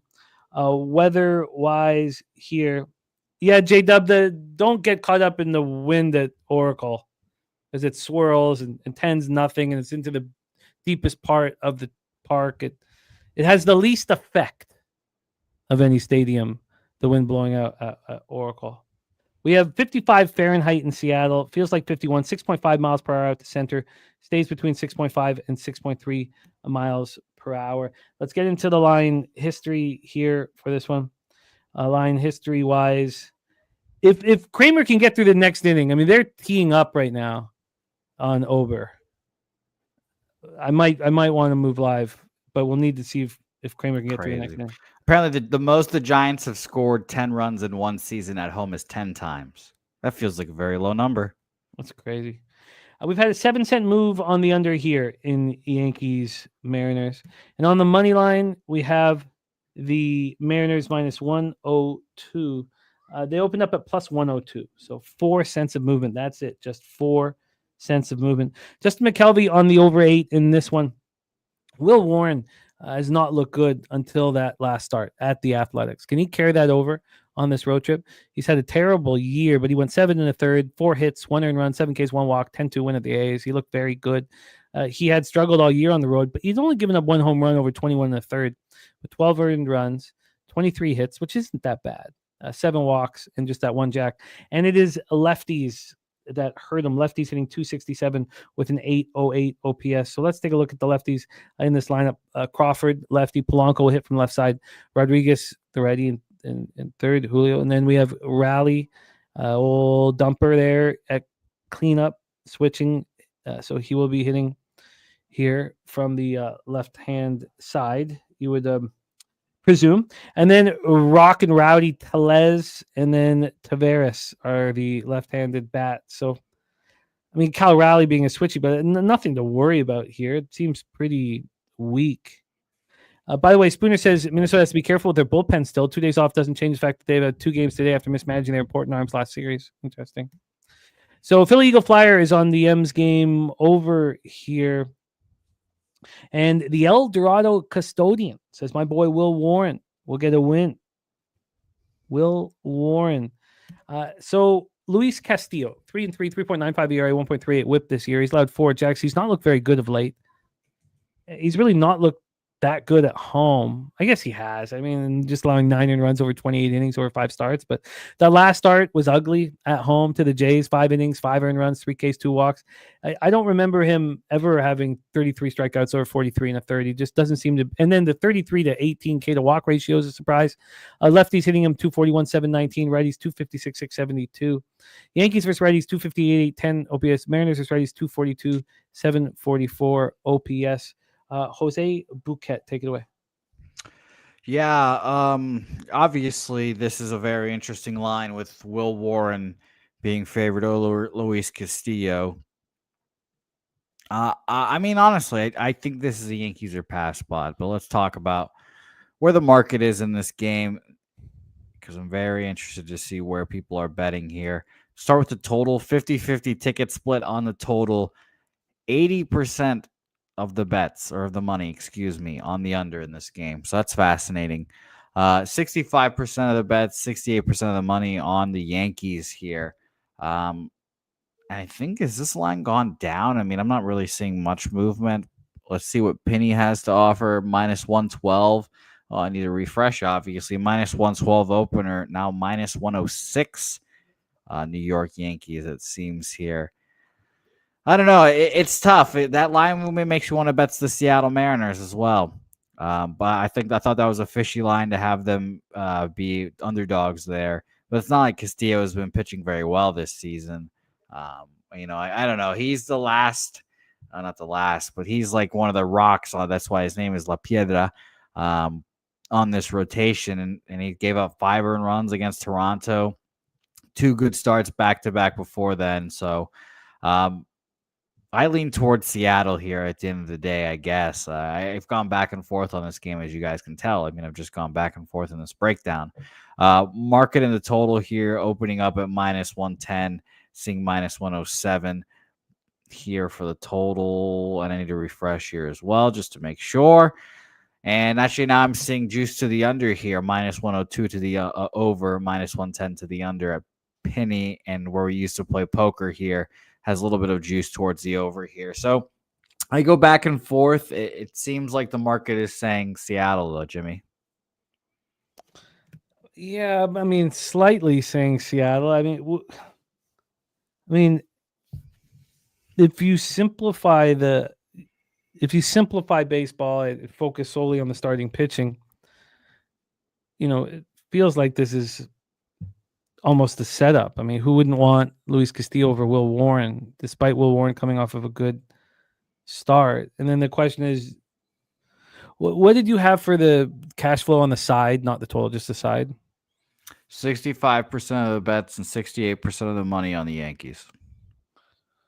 Interesting. Yeah, I mean, that's why I'm interested in Seattle if they're making it, more appealing to bet the Yankees there. Coin, no, this doesn't scream at to me at first 3 under 2.5 because I don't know what Castillo's going to do. I guess are we expecting Castillo just to bounce back here and have a nice performance? I mean that. I agree with TJ's look on first 5 over a full game as well. Munoz 24 pitches last night, blown save. Matt Brash 20 pitches. Spear 15. Casey, I'm not even trying to say his last name today, 14, and Carlos Vargas 14. So I'd be interested to see if he goes again here. Andres Munoz had not thrown for like a whole week seemingly. I think he had like paternity or whatever it was, but yeah, I wouldn't be surprised if he was back out there today, but I wouldn't do it personally. Goldschmidt has 3 homers and 43 at bats against Castillo. Judge has a home run and 7 at bats against Castillo. And then we have a Mariners team that's never seen Will Warren. I mean, I guess I'm actually leaning towards the Yankees because when you look at this on paper, of course, you'd want to back Castillo at home against Will Warren. So I think the number is set up almost to get us to move on the Mariners. And Mark Stasiowski saying, should we look at the Yankees team total over? Which I think is a real valid way of looking at it. I would like to see what that line is right now on the Yankees team total over. Now I know I can get better here. I'm just using to watch the game on 365, so taking a second to load. I'll wait for it to pop up, but I lean towards the Yankees in this. I think that the line comes out, it's going to just to kind of attract Mariners money. Now the line's moving over here. I'll mention the Yankees bullpen situation here real quick. Luke Weaver, 21 pitches last night, and Devin Williams went back-to-back, 4 pitches, then 12 pitches. Don't think he'll be available, even though there were small amounts of pitches. Tim Hill, back-to-back, 3 pitches and 15. Mark Leiter Jr., 15 and 15 back-to-back. Fernando Cruz, 17 and then that's it. Didn't throw yesterday or the day before, excuse me. So that leaves Tyler Matzik of Atlanta Braves fame, and Fernando Cruz and Ian Hamilton as the guys I probably expect available. They also have Yuri De Los Santos and Ryan Yarbrough, even 67 pitches 3 days ago now, so he might be available as well.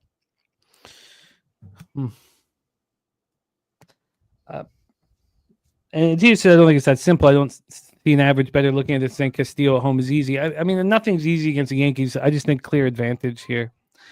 There's our friend Christopher Ing in the house saying hello after an enriching Kentucky Derby. Can't wait to see Razor Chat a lot more this Saturday for the Preakness. I've something has come up for me. I might not be available until the Belmont now. I'm working that out today. I'll know by 5:00 today. I have a lean. I'm close to moving on the Yankees, and maybe Mark has nailed it with the team total over 3.5. Keep it simple, but I don't know if this is an over game. So I'll look at this again. I'm moving towards the Yankees in this one. Let's move on to the doubleheader of the Cardinals Philadelphia Phillies. This is game 2. Sonny Gray versus Aaron Nola. We have, obviously we're going to want to know what went down in game 1, which is often racing here in Cardinals Phillies.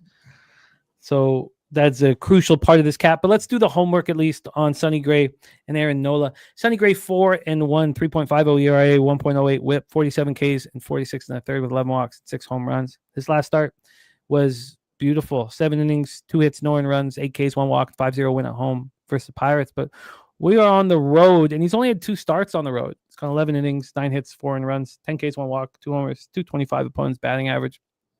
Splits are always good. Righties hit them a little harder than lefties. Lefties hitting 213, 606. Righties hitting 242 with a 691 OPS. Then you have Aaron Nola on the other side. Does not look good. Been very pedestrian this year. 4.89 ERA, 1.35 WHIP. 46 innings, gone 50 strikeouts, 50 walks, and 8 homers. His last start loss, the Guardians. 5 innings, 6 hits, 4 earned runs, 2 homers, 5 Ks, 2 walks. Nothing's easy for him right now. You would go back and say, well, at least he's at home. That should be easy for him. But even there, 17 and a third over 3 starts. Now that's good. Almost 6 runs or 6 innings an outing. He's allowed 20 hits, 9 earned runs, 18 Ks, 6 walks, 2 homers, and opponents hitting 290 against him. And lefties are hitting him hard, 250, 829 OPS. Righties, 288, 708 OPS. So both lefties with power, righties, for average. And both teams are hitting the righties reasonably well. The Cards are hitting the righties this year better than the Phillies, which is a shock. And again, I should right about now cut it down from the beginning of the year statistics. Take it away here for us, Mr. Bouquet, game 2 of the double dip. Nola versus Sonny Gray. Sorry, I didn't give the line history. Let me do that very quickly. Aaron Nola and the Phillies are minus 139. They opened up minus 153, a 10-cent move towards the Cardinals. That has to be the implied vulnerability of Aaron Nola with the way he's been pitching, I would think. And then from a total standpoint, we have an 8 minus 114 to the over. This opened up at 7.5. if this is a really low scoring situation, I would find interest in that over this second game over. 68 Fahrenheit feels like 69, 7.2 miles per hour right to left, and then dies down to 4.5. Take it away for us here, Jose. We have game 2 of the double dip, Cardinals Phillies. Yeah, it definitely sounds like a Cardinals team total. Personally, the Cardinals, and let's see how our guy Nola. I mean, Nola has not started off well this year. This has been the worst start he's had to a season. He doesn't start off fast, I'll tell you that, but he's coming back into form, you could say. I mean, he gave up 4 earned runs last time, but before then, no earned runs, 1 earned run. I don't know. I just don't want to. I don't love fading Nola. I think he's a good enough pitcher, and I think he'll bounce back here and pitch well. But it does seem like the market is screaming Cardinals here, and then by that method, a little Cardinals team total over perhaps here. So I'm going to lean that way for now. Watch game 1 here. Hope it's a low-scoring game. There's 2 guys on, 2 outs here for the Phillies, but yeah, I lean Cardinals in game 2. Yeah, so do I. So do I, which means we should take a quick look at the, we have 2 veteran pitchers here on the bump, which should give us a nice opportunity. Are they going to show? Yeah, here we go. A nice opportunity to get, the statistical information in the matchup. Strike 3 for Kramer. He gets out of a jam. Oh, God. I'm starting to get interest. I don't know how appealing it is, honestly. I mean, the difference is what are you getting right now on the Orioles live? That's a good question. I will tell you here in a second. I don't know what happened to my live. Yeah, my whole live is 365 is acting funny right now. If I go to here, it's all off. Okay. Let's keep rolling here. But against Gray, he is plus 119. Plus 1. Yeah, I don't know if it's enough, honestly. He's really looked good against this lineup. I mean, Turner hits him 23 at bats, but 3 RBIs, 391, 962 OPS. But I mean, the bats that scare you, he shuts Schwarber down. He shuts Harper down. I mean, it's a pretty nice spot. And then you look at St. Louis versus Nola.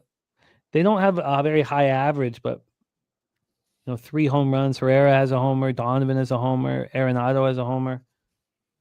I agree. I'm starting to like the Cardinals here in game 2. And I'm getting, by the way, Mark, I did look at the team total. It finally came up on my, it's just too expensive. I mean, I know I could get better than what 365 is offering, but they're offering minus 150, 150. So I'm just a little hesitant here. Deacon Mike in the house. Great to see you, Deacon, my man. And he went over his records on the home run props. Insanely good. You wonder why. So you know what? Let's talk. Okay, I like the Cards in game 2. I want to see what happens in game 1. But let me touch on the thing we were talking about yesterday. So all the books stopped offering, home run props, team home run props. Not team, but game. Sorry, game home run props. That's over 2.5. And I found it fascinating that my bookie is the only offshore offering it. I found it very fascinating because I know the guy who runs the sportsbook, and he's a real sharp gambler. So clearly people are losing on it. Like you get booted if you win on that site. So clearly people are losing on it. But the numbers from Deacon, this was 2 years ago when they were every game over in the offshore. We can't name, but 67 and 28. Ugh. So it shut down and others were winning. So so now if he wants to bet it at that book he was betting it, he has to ask for it. And it takes a while and they'll maybe offer him a line. But the fact that offshore that I mentioned is using it, it's shocking to me. Roy says his book's offering a plus 142. Is it worth taking a shot on the Orioles at that number? Jesus, 142. I think so. I got 115. So, is anybody else having a problem? Mine's dark. All the live bets are dark. Everything's shut down right now. 1-0 Brewers, by the way. 1-0 Brew Crew. Interesting. Okay, let's roll on. let's roll on. Next up, we have Jose's Boston Red Sox here. And Johnny Gunn's got plus 132. It was offering me plus 145, and then it went dark. So I figured it was because I thought it was before the out. Good which Lord. would make sense here. And Deacon says that the book will post it if he requests it, but the key is you can't hammer the hell out of it. That's wild. Spooner says this is a Philly spot in game 2. Cards are 1 and 2 in games. Fangraphs has 50% chance to win or less with Gray starting. 6-0 in games. They have more than 50% chance with Gray on the mound. And I guess they have a less than 50. Interesting. Okay. I will copy and paste that, Spooner, and think it over. Because maybe I should just isolate Nola, which I am a little hesitant to do, but and Sonny Gray with only 2 road starts. I could get off this, Spooner. But I've got I might be on the. If I'm going to bet the Cardinals, it'd be a team total to test our theorem early. All right, we have Drewski on the Boston Red Sox. Let's talk about this. Comerica Park in Detroit, Michigan. It was a heartbreaker for the Red Sox yesterday. And yes, so 145 here. Why am I not getting it? What's wrong? Yeah, I've got plus 138 now. I'm dark, man. Okay, I'm gonna turn this on. I'm just gonna get it off and start it up again. Okay, but let's go. Hunter Dobbins on the hill versus Tariq Skubal, the great Tariq Skubal. I thought you were gonna say the great Hunter Dobbins. No, but he could be. Tariq Skubal has had 4 starts at home. This is his K to walk ratio at home, Jose, in 24 innings, 33-1. He's allowed 3 earned runs in those 24 innings, and opponents are hitting 193 against him. Lefties are hitting 167 with a 333 OPS. Righties 224 with a 598 OPS. He's absolutely phenomenal. But the Red Sox are hitting lefties hard, 269, 769 OPS. Let's talk about Hunter Dobbins. Let's also talk about the weather conditions here in Detroit. 74 Fahrenheit, feels like 73, 8.9 miles per hour in, dies down at 8 miles per hour. K Wolf on Tigers, double result at plus 120. Let's take a look at this line history here for this one. We have the total at 7 minus 107 to the under. It opened at 7 plus 105 to the under, and it's now minus 108 to the under. It just moved 7 minutes ago. So we've had 13 cents of movement towards the under. Let's take a look at the money line here. On the money line, we have the Detroit Tigers at minus 222. They were minus 207. Interestingly enough, there was no move to the Tigers. This came out at 4:33 p.m. There was no move to the Tigers until 11:30 this morning. So it took 19 hours for there to for the move towards the Tigers. Maybe that has to do with young Hunter Dobbins, 2-1, 2.78 ERA, 1.19 WHIP, 19 Ks and 4 walks over 22 2/3. Coming off the 2-1 extra inning loss at the Royals, he pitched great. 6 innings, 5 hits, no earned runs, 6 Ks, no walks. He's had 1 start on the road. He looked great. Now it's lefties are hitting him very hard. 308, 923 OPS. Righties, he's completely shutting down in his first foray in the majors. So who are the lefties you need to worry about? There's a lot of them. Carpenter, McKinstry, Green, Sweeney, and Jace Young. Take it away, Jose. We're all ears. Boston Red Sox, Detroit Tigers. Yeah, I think I finally figured out what makes the Tigers so fucking good. And I just think they have by far and away the best coaching staff in baseball.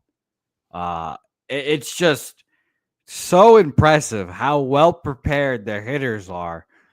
And if you can revive Javier Baez, who is going to be an all-star this year, then I just have to tip my hat and call you the best coaching staff coach in baseball. AJ Hinch has done a phenomenal job. Whoever the hitting coach is has also done a great job too. The bullpen is phenomenal. I mean, it's just top to bottom. It really impressed me getting my ass kicked twice against this Tigers team this series to see how good they are. Now I bet the over yesterday at least, so I was thrilled about that. But just a really, really good Tigers team. Now they've got Skubal on the bump. It's going to be tough for the Red Sox to try to hang in there. Red Sox, though, I will mention, it's not like they're horrific against lefties. Let me update my splits here again, this time for lefties. But we'll do the full month from the 14th of last month to the 15th of last month, 14th of this month. 126 weighted runs created plus against lefties.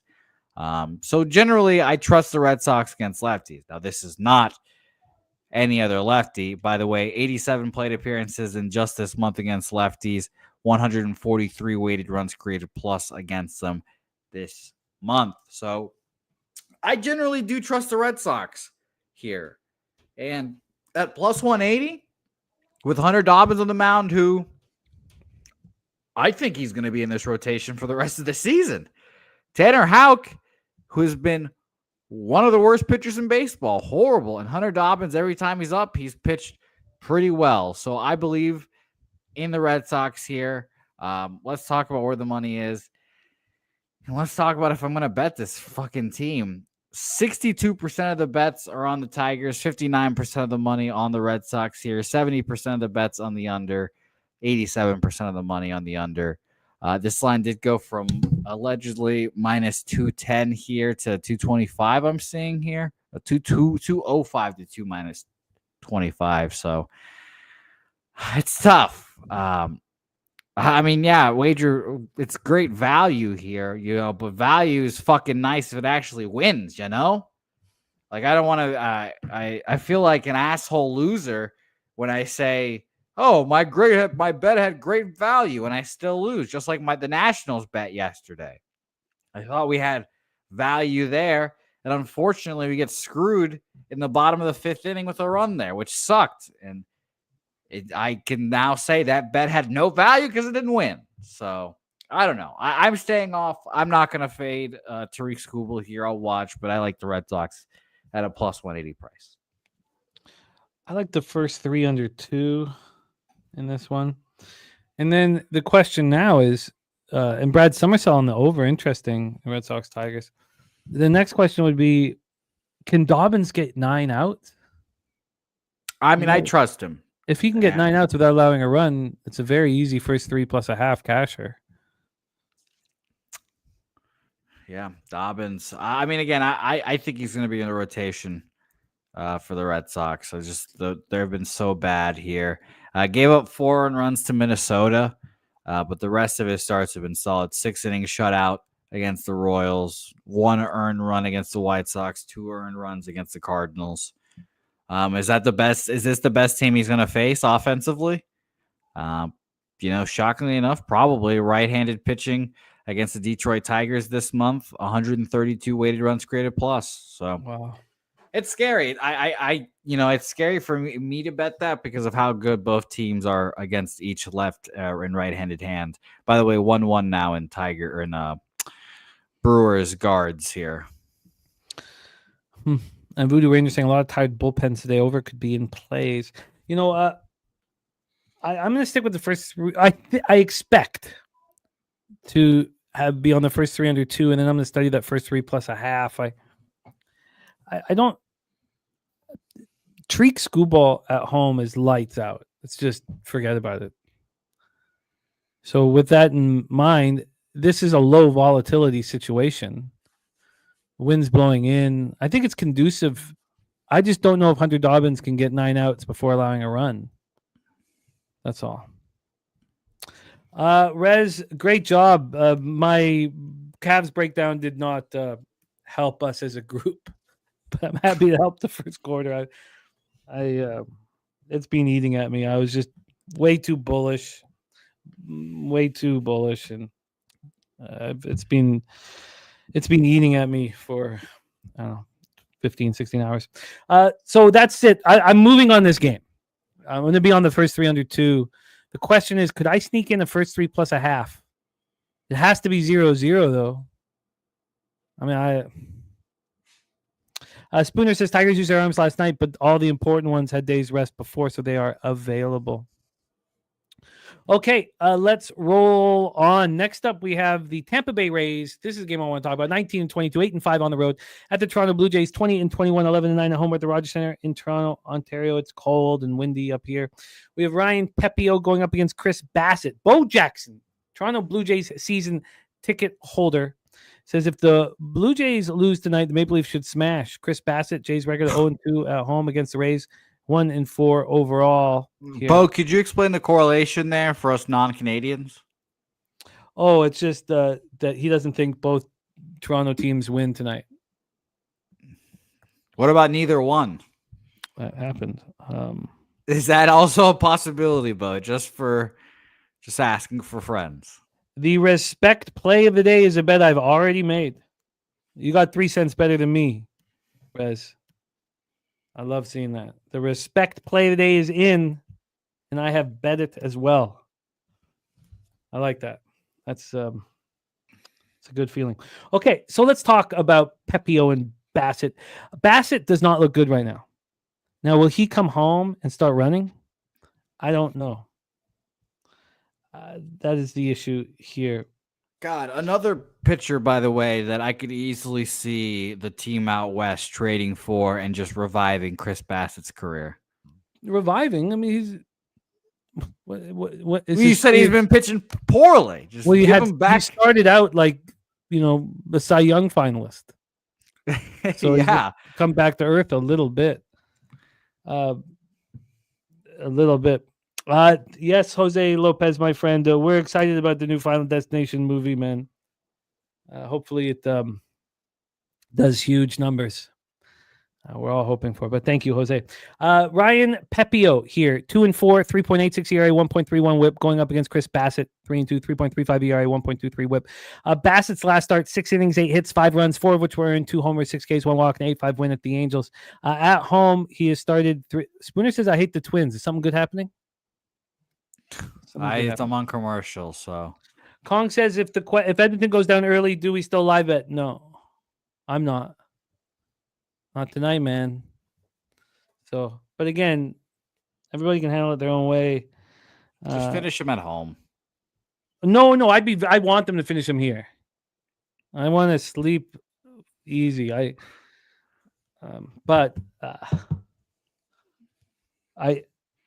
No, this is not a live betting situation.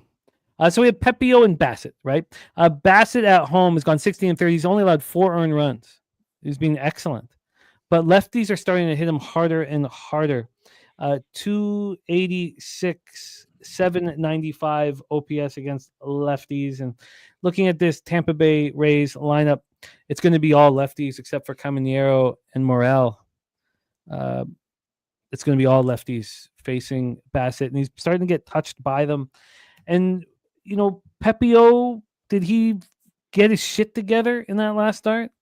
He's looked good on the road so far this year, but for Pepio, righties, and I would never have guessed this coming into the year, that righties would be hitting 303, 901 OPS against them. So as the lefties fill up the Rays lineup, the Jays line is going to be filled with righties. So the first 4 are righties: Bichette, Guerrero, Santander, and Springer. Then Varsho, the lefty. Then Kirk, Barger. Oh, no, Barger's the lefty. Sorry. Kirk and then Clement are the righties. So it's an interesting situation, and I want to bet the Rays, but let's talk market. Again, Rays are smashing righties. They've been looking good against them. I would love to hear, actually, if you could give me the weighted. Now, I know the Jays start off so badly against righties, so if you give me last 15 days weighted runs created or weighted runs created plus. Play of the day for Ron Crawford is the San Francisco Giants. Interesting. Last 15 days? Yes. Let me just add a couple things before you give me those numbers. But thank you, Ron. And he is on the Toronto Maple Leafs. The Toronto Maple Leafs is the play of the day for Ronnie Crawford. Thank you, Ronnie. All copied and pasted here. Okay, so back from this, let's go into the line history and hear Jose's take on the question I asked him, as well as the cash flow. From a money line perspective, we have the Rays at plus 143. I mean, it's crazy. I mean, they're screaming at us that Bassett's going to outpitch them. Jays have gone from minus 141 to minus 155. That's a big move because minus 141 could be deemed too expensive. That's a big move. On the money line, on the total, let's go to the total and see what the volatility expectation is. It's 8. It's minus 107 to the over. Open up minus 105 to the over. That's a big, big move, man. It's a huge when the line's minus 140. Against teams with basically similar numbers. And then it moves to the favorite. I find that a monstrous move. Take it away, Jose. Hit us with the cash flow in the 15 days weighted runs created. Yeah, I'll start with the cash flow here. We've got 63% of the bet, 66% of the money on Toronto here. 50-50 tickets split on the over, or on the total, I should say. But 87% of the money on the under in that game. So it does indeed seem like bigger bets are on the under. I probably lean under here as well. Toronto Blue Jays, though, best team against right-handed pitching this month. Even if you extended the extra day, they didn't play on the, I guess, the 30th. But yeah, best team against right-handed pitching, 149 weighted runs created plus. Next best, 138. So it's impressive, but are they living off of, a few big offensive days, Jimmy? You'll have to let us know that. Average against right-handed pitching, 306 batting average against right-handed pitching. Very impressive here today, Jimmy. I do kind of lean under, though. What do you think about those numbers? Can you give me the side once more? Side here again, and TJ saying, why not take the over here again? Side numbers, we have 63% of the bets and 66% of the money on Toronto. I mean, clearly, yeah. I mean, it's just it's a very, very bullish move here, and very interesting. You also have a Blue Jays bullpen.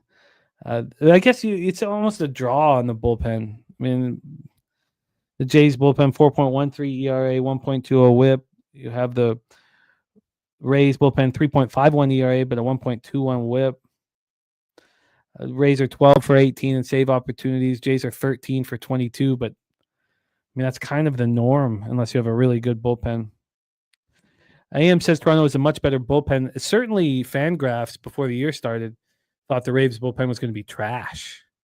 And then just because Hoffman got touched up doesn't mean there's a difference, but the Rays bullpen did produce there for a little while here. I guess, yeah. I mean, I guess I don't feel like there's an angle here other than Pepio, I guess, is more vulnerable than I imagined. And that's about it.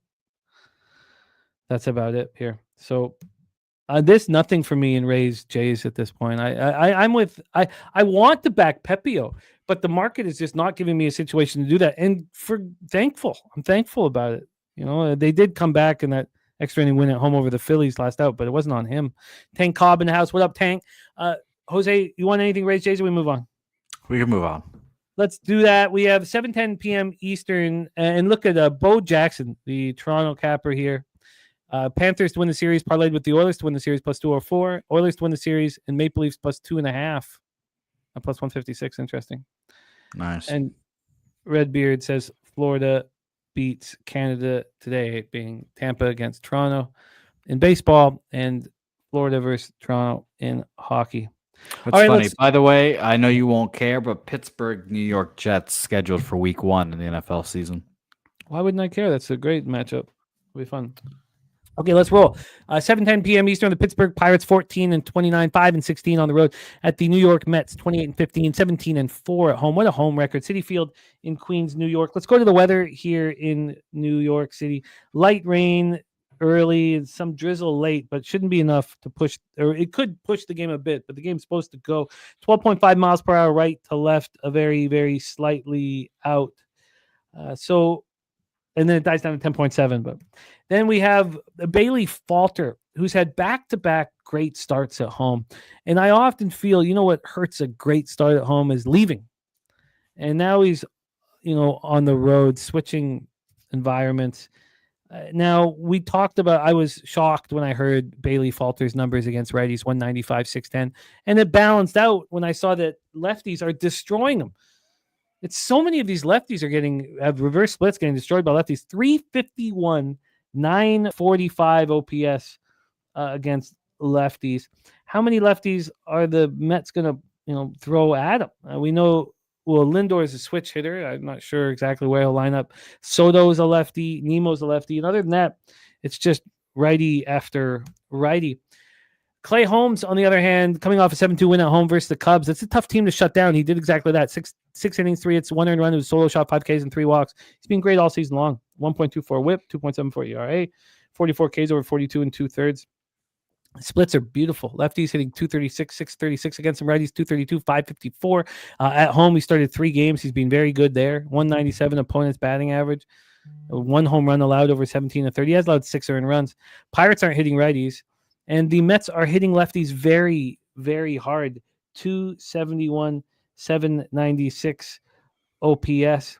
The Mets bullpen's been great this year. 3.03 ERA, 1.17 WHIP. Now they've only converted 12 of 20 save opportunities, so that's not exactly what you want.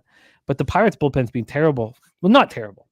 Being weak. 4.32 ERA, 1.30 WHIP, and they've only converted 8 of 16 save opportunities here. Let's take a look at the line history for this one, and then Jose will go over the cash flow. Line history-wise, we have an 8, minus 108 to the over. This opened up at 8, and it dropped to 7.5. It lasted at 7.5 for 8 hours. It wasn't a cup of coffee. Now we're back at the 8. But overall, we've had 9 cents of movement to the over. So I don't know how caught up we want to get in that 7.5. And then on the money line here, we have expensive price on the Mets. It's ridiculous. But I wonder if this is heading towards cash cow situation. Minus 250 to minus 284. Maybe the total is too low with the implied not a ton of volatility. Fascinating spot here. Are you licking your chops, man? Is this a minus 300 fade? Take it away. I am not particularly thrilled to bet this. It doesn't seem like I'm going to right now. I have, let me just refresh again to keep getting the most updated odds, minus 283, 288. So we'll see if it gets up there. But let me say this. I mean, you read out those numbers against righties. And what? Again, you just said it. Lindor, Soto, Nimmo. That's it? Those are all the lefties they're going to put in this lineup? No, those are not a confirmed lineup. But obviously Soto, Lindor are going to be issues. But I don't know. If that's it, then I don't hate Bailey Falter's chances here. This game is in red and RotoWire. Allegedly 13-mile-an-hour winds blowing in according to RotoWire as well. Allegedly. Always keep checking your weather sources and such. But I kind of agree with DC Capper in the chat. This felt like an under. This feels like if I was betting him, a first 5 under. Clay Holmes is one of those pitchers that I earmarked as a guy to back this year. But yeah, I just stayed off this game. I think that if Bailey Falter can manage his way through Lindor, Soto, he'll be fine in this game. He'll have a decent start. Yeah, that's a tricky opening spot. Falter's not scared. He does not shy away. I've always liked him. I was even surprised the Phillies gave up on him. And remember, we talked about him watching the Phillies celebrate from the dugout. The entire Pittsburgh Pirates team went into the clubhouse except for him. Yeah, and now he has Andrew Heaney to kind of just drift off of and learn from. And Andrew Heaney, they're both just remarkably good against righties right now. And now I've mixed them up in my head frequently because he's just passing the torch right now. Andrew Heaney to Bailey Falter. I will almost guarantee that Bailey Falter ends up on a winning team in the future and he contributes to a championship. The initial thing that I said here, I think I should now breaking the whole game down. I certainly want to move, on the under. Yeah, first 3 under would be semi-appealing in my head. But I said, and then I'm going to stick with it. I said right off the hop that, how do you mess up a pitcher who's looked dynamite in 2 straight starts at home? You have him hit the road. Let's go over Falter's last road starts here. Back-to-back beauties at home. Even at the Angels, he couldn't get through them. And then the Dodgers touched him. I mean, there's no harm in that. I can't, I can't do it. There's a reason why the Mets are this big of a favorite. It's because Falter, I think, is a little vulnerable here. The only good road start was that first start of the year, March 29th. Other than that, he's been touched up. He's vulnerable. And I've got to stay off I've got to stay off any unders here. Okay, that's that. Statistically, though, it'd be pretty easy for me to think that first 300 made sense, but I'm not going to. AM says Pirates were 0 for 13 with runners in scoring position last night versus Kodai. Senga should be a fade moving forward. Pirates lineup has problems. So JW on Pittsburgh plus 1.5. I get that. Mark Staszowski saying that Mets bullpen taxed. If you're back in New York Mets, then do it first 5. In his opinion, but it's pricey. And Mark liking that first 5 under, but we don't bet those anymore. Let's roll on. Yeah. Let's roll on. White Sox, Cincinnati Reds here. Lucas Ryan's so funny. Oh man, the Shea Hillebrand story that I talk about so often. Lucas Ryan says, so hostile his office yesterday. Everyone left. He walked up to the chalkboard, wrote, "This is a sinking ship." He did it for real. That's so good. That's so good. Well, Shea Hillebrand did that. I don't remember what year. Maybe Bo Jackson remembers what year, but Shea Hillebrand wrote that on the chalkboard. And the big thing for me was Greg Zahn, full of roids, didn't fight him.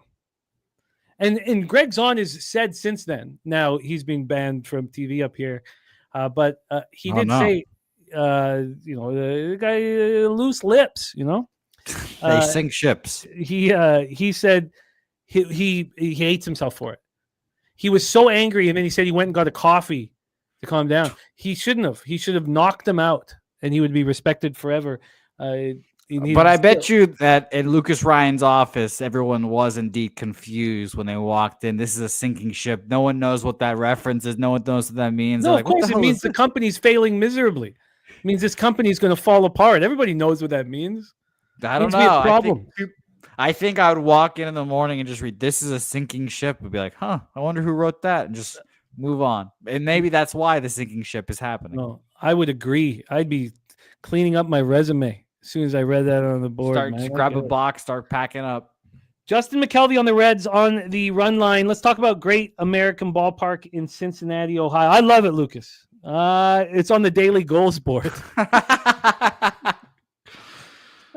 Well, there's your daily goal for the day, everyone. I love it, man. I love it. Let's talk about Great American Ballpark in Cincinnati, Ohio. The weather, 75 Fahrenheit, feels like 78, 3.6 miles per hour in, dies down to 1.8. So wind is a real non-issue here. Deacon said my wife wrote that on our garage wall a week before she filed for a divorce. That is the first signs, I guess, huh? It's like the leaves changing in fall. The first line. Ship. Oh, I like it, man. I like it. Great American Ballpark, Cincinnati, Ohio. Wind is a non-issue. We have Davis Martin going up against Nick Lodolo. Nick Lodolo coming off a 5-4 extra inning loss at the Braves, but he pitched great. 6 innings, 5 hits, 2 earned runs, 7 Ks, and no walks. He has struggled in 3 home starts. And can you look up his 2024 numbers at home, Jose? Because it's only 3 starts. I don't know how much we should put into this. Billy, I don't think he pitched last year. Sorry? I think he got TJ, and this is his first year back, right? I thought he pitched last year. Am I imagining things? I'll let you know right now. Sorry. I thought he pitched last year. 3-3, 3.23 ERA, 1.01 whip on the year, 38 Ks and 7 walks. Billy Freedy looking at the first 3 under here in this one. Again, another lefty with these crazy reverse splits, man. Lefties hitting him 378, 864 OPS, and he's getting all righties out. Very, very strange. And if this lineup for the White Sox is you have Caro and Baldwin as the switchies. What's going to be all right-handed bats? What's up? 6.09 ERA at home, a 3.56 on the road. Why? And yeah, I'm saying he's been a gas can at home. And Davis being a gas can on the road. On the road, 11 earned runs for Davis Martin. He's in 20 and a third, 22 hits, 11 earned. He's a 12 strikeout, 8 walk. 12. This is a very sus line, too. 9 at Great American Ballpark with all this. Well, it's probably also an issue with... Oh, no, it's not even cold. Very, very, very interesting. Very interesting. Okay, so Davis Martin gets crushed by righties. 324, 846 OPS for Davis Martin. Coming off getting touched at the Royals. You'd think he'd get touched here. The thing for Lodolo is the White Sox are hitting 215 with a 583 OPS versus lefties. Reds are only hitting 245, 711 OPS versus righties. The Reds bullpen's been very good. The White Sox bullpen's been, mediocre, below average, which is much better than we had expected. This is a fascinating situation here. We have the Reds at minus 221. They opened up at minus 218, so no move towards them. On the total here for this one, we have an 8.5 now. Forget the 9.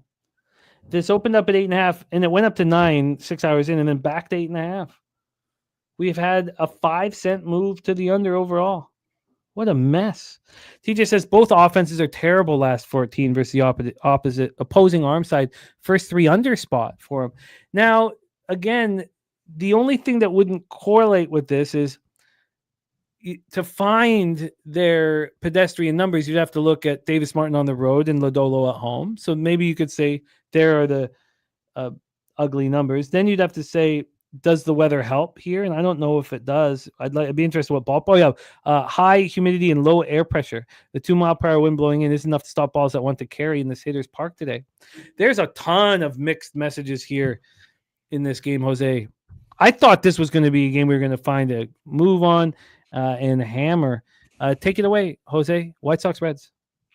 Yeah, I'm off this game. I would lean towards, betting the Reds in some form or fashion just because the White Sox won last night. And how many times are the White Sox going to win 2 games in a row this year? You could easily make that case. But I stayed off market in this game. And again, I don't think Troy's watching right now. But Troy, if you are, I would love to know how many totals have been 8.5 at Great American Ballpark in the last few years here. 63% of the bets, 80% of the money on the under in this game, 88 and 92 of the bets and money on the Reds here. Only gone up 10 cents from what I'm looking at here at that site on where I usually look, I guess I should say. It has where we play poker at minus 208, now minus 120 or minus 222, excuse me. So, I stay off. I understand why anyone would bet the over in this game, but I think this total being as low as it is kind of an indication of maybe these guys pitching well. So, no action for me. Wow. Interesting. I wonder so TJ, I'd love to hear, are you just each year is completely different, so you're not drawing a conclusion from 2024? It's a fascinating captain situation. I don't feel like I've got the angle. Did you see how close Williams came to catching that 3-run home run that the Twins hit? Yes, yeah, it went off his glove. Yeah, I saw it. I mean, what a phenomenal athletic play to even have it go off your glove, but damn. Yeah, I didn't want to break your heart. I didn't realize it was that close. Well, TJ's saying you can take it from 2024. Look, I don't think that first 3 under is a bad play. I don't. These teams are not hitting it all. Why would Lodolo not be able to get right in this situation? There's just not enough. It's just conflicting for me. Let's roll on. By the way, shout out to Billy Friedrich for White Sox first 5 last night. That was nice. Yeah, he's been crushing, man. Christopher Comatini, thank you for the kind words, my man. JW saying Reds can't hit at home. It's just too weird to bet them right now. And AM saying with this being such a coin flip, both teams are very similar. I'd probably take a shot on White Sox first 5.5 or something. And TJ says White Sox throw 8 righties out there. If Caro and Baldwin hit from the right side because they're switchies, it'll be 9 righties. So Redbeard about the live bet the Cards, interesting. Okay, let's move on. 7:15 p.m. Eastern. Next spot on the board, Washington Nationals, 17-26, 7-14 on the road at the Atlanta Braves, 21-21, 14-6 at home. We're at Truist Park in Hotlanta. Let's take a look at the weather in Atlanta. We have 80 Fahrenheit, possible drizzle at first, but then it goes away. It's non-issue. 7.2 miles per hour, right to left, slightly in. It dies down to 4.5 miles per hour. So the weather, not really that big of a deal. We have Mitchell Parker, the lefty, coming off, getting lit up and smoked. That was the Fetty shutout. Mitchell Parker, 4 innings, 7 hits, 4 runs, 5 Ks, 2 walks. Looked terrible. On the road this year, he's looked week. 16 innings, 9 earned runs, only 10 strikeouts and 7 walks. Now his K to walk ratio has been a problem all year. 26 strikeouts and 22 walks. He's not allowed a home run at home. He's only allowed 1 home run all year, and it came on the road. His splits indicate that he should have no problem moving forward. It's kind of a surprise he's been struggling. And then Bryce Elder coming off a quality start at the Pirates. I think he needs to be in a pitcher's ballpark against a team that can't hit to deliver a quality start. At home so far this year, he's struggled. Another pitcher with a K to walk ratio that's poor. 11 strikeouts, 8 walks. 16 innings, he allowed 15 hits and 7 earned runs. Opponents hitting 246 against him. Lefties hit him 237, 29. Righties 271, 848 OPS. So righties do get to Bryce Elder. So do the Nationals have the righties to do it? And they're going to their expected lineups 3 lefties to get it started. And Keibert Ruiz and Josh Bell are switchies. And again, if you wanted to hit whatever side you're comfortable hitting from. I mean, you don't have to. Righties are hitting them harder than lefties, but not by too much of an extent. This is a interesting situation here. We have Nats with the worst bullpen, since the in the history of the sport, since integration. I mean, it's horrific. It's nuts. And then we have 2 teams. Braves haven't hit lefties all year. The Nats are hitting righties over the season better than the Braves are hitting lefties. So let's get 15 days weighted runs created for Nats versus righties and Braves versus lefties, Jose, if you can. The Braves bullpen's been getting better and better and better. They could end up being a top 5, top 3 bullpen in Major League Baseball. Let's take a look at the line history here. We have a 9. It's minus 111 to the over. This opened up at 8.5 and has moved to 9. It's juiced to the over. It's a pretty clear indication that both these pitchers are vulnerable. Let's get to the money line. On the money line for this one, we have the Braves minus 151. Even that is a surprise. They opened up minus 160, so a clear move to the Nationals. I'd love to hear weighted runs created and also the cash flow information. I mean, is this not screaming over to us? Take it away. Yeah, let's talk about where the money is first here. 72% of the bets, 61% of the money on the under in this game. It opens up at 8.5 and it goes up to 9 here. So obviously I'm interested in the over here as well. 73% of the bets, 85% of the money on the Atlanta Braves here. I kind of think that Mitchell Parker is a good pitcher, and I believe in him. So I'd lean Nationals here personally.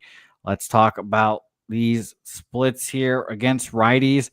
The Nationals sit, scroll all the way to the bottom, 27th, 75 weighted runs created plus. And against lefties this month, the Atlanta Braves are, Jesus Christ, 49 weighted runs created plus, 137 plate appearances. So not even that small of a sample size here. If you want to extend it from April 15th to today, the Braves are, scroll all the way to the bottom, still 59 weighted runs created plus, 185 plate appearances. Wow. Yeah. So, the numbers, batting average or whatever, weighted runs created plus doesn't say over here. I think I am still moving on the over in this game. Does Mitchell Parker bounce back? Because Elder is going to give a pedestrian performance. I mean, I've watched this guy pretty close over the years. I was kind of high on him at first, and that really quickly went away. I always kind of want to know what Anthopoulos is up to in this Braves roster. I mean, I don't know how we can trust Mitchell Parker even against Elder. Mitchell Parker in his last 3 starts, 2 at home, 1 on the road, has gone 13 innings, and he's allowed 15 runs. I mean, I guess the issue is how weak these 2 offenses are. Like, this doesn't correlate. It doesn't correlate because these offenses have been so weak. It just doesn't correlate for me. I mean, why wouldn't these pitchers who are struggling? I mean, Bryce Elder isn't really struggling the way Mitchell Parker is. Irish King first 5 minus a half and team total over. And AM probably nails it by saying bad offenses and bad pitchers. It doesn't correlate for me enough. I imagine you're going to cash the over. I mean, there's tickets and cat money on the under, and it's gone up to 9. TJ says, look at Parker versus weak offenses. Go back 4 starts against Baltimore. Yeah, he shut them down. Baltimore, a team that couldn't hit lefties. And that was at home. Now this is on the road. Look, this just doesn't correlate enough for me to move on. And Christopher Comentini on the over, and I'm on the over 9 minus 115. Okay, well, I will cheer you on here, Jose, on the over 9 minus 115. I thought we were going to find something in that one. Okay, let's roll on. Next up here, 7:40 p.m. Eastern, we have the return of Ryan Weathers, the lefty, making his 2025 debut. Suffered a strained forearm during spring training, made 3 rehab starts. He was on the 15-day IL. 1.69 ERA, 13 strikeouts, 4 walks across 10 2/3. But he pitched just 57 pitches in his last rehab start. This is probably going to be a big wake-up call to go up against the Chicago Cubs. Taillon is back home where he delivers. He looked terrible in New York at the Mets, but at home he's had 3 starts. We remember what he did last year. It was spectacular. 3 starts, 18 innings, 13 hits, 5 earned runs, 14 Ks, 3 walks, 1 homer. He's got 197 opponent's batting average. And for Taillon, it's the righties that hit him, and they hit him hard. Looking at this, I mean, Edwards, the switch he could hit from the right-hand side. Ramirez, Wagaman, Norby, Derek Hill, Sanoja. It's a who's who of who the fuck are you? These righties do not scare me at all. Now, it's not like you're going to get a discount backing the Chicago Cubs, but minus 204 is not too expensive. They opened up minus 212, so maybe you'd want it to move 40 or 50 cents. Maybe there's a bias from what happened yesterday when the Marlins were in complete control till the bottom of the 9th. We have a 7.5 here. It's a pick'em. This opened up at 8, so it's implying that Weathers is going to pitch well, but Cubs versus lefties, 271, 838. How long is he going to be in there anyways? Why would Taillon not bounce back here? Why is this not a great price? I mean, but the line isn't moving. The market's not moving, which would make anybody uncomfortable. And the implied low volatility. Take it away for us, Jose. I'm all ears. Marlins, Cubbies. 76% of the bets are on the Cubs here. 53% of the money on the Cubs. So someone's betting the Marlins out there. Yeah. Not going to be me. 59% of the bets on the under. 65% of the money on the under in this game. I had no interest. I expected Taillon to come back, bounce back. I don't know how many pitches, or I don't know how many innings Weathers is going to throw. You just mentioned that low pitch count. So maybe he gets to 75. Maybe he gets to 100. Maybe. I'd be shocked if he hit 90 to 100. But no action here for me. I just couldn't get anything in this game. It's so crazy that Ryan Weathers is 25 years old. I mean, 7th overall pick in the 2018 draft out of high school. He made his debut for the Padres when he was 21 years old. I remember capping him as a Padre. I mean, he is pitched here in 4 seasons in Major League Baseball before most pitchers even get a chance to throw. I think that the mistake I'm making is a vividness bias of him being a complete gas can. TJ says Fangraphs in the fantasy community love Weathers this year. That makes sense now. I mean, I'm so used to him just getting lit up and smoked that I forget that he came in at 21 and was the 7th overall pick. This. What's up? That means he might come on the rotation. I don't know about that. I've never really been high on him at all. Okay, let's roll on. We are through 5 in St. Louis and Philadelphia, 0-0. Would you move on the -1 now? On what? Philly, whatever the hell, whoever they're playing. I just forgot. It's Cardinals. Because you were No. interested pre-flop. No. Because I was right about Fetty. He's thrown 3 straight. So we didn't fade the shutout because 3 straight games he's thrown over 100 pitches. And, I've always kind of believed in Fetty. So I hope he gets traded somewhere good. TJ believes that he will be in the rotation. TJ believes that Ryan Weathers will be in my rotation. We'll see. Aim says, isn't this spot Marlins do well? Marlins on a getaway day? Yeah, it is. I am surprised that I'm not moving towards the Cubs. I'm very interested to see what Weathers does against this Cubs lineup. My card today is not coming together. Let's roll on. The game that got me right in the drink hole, I got a little bit back on the under 11.5. It was so funny when you messaged me that you were moved on the under 11.5. But you got the much That better was line. hilarious. One of the problems for me with live betting baseball is I've got so much action with basketball, hockey going on that I'm a little bit late. I was just a little bit late to that, and I had to pay the minus 140 on 11.5 because there was 2 outs in the second, and you got it at the perfect time. Dave Redling, by the way, Lodolo over 6.5 strikeouts. Yeah, by the way, another shot to Billy Friedrich for this under.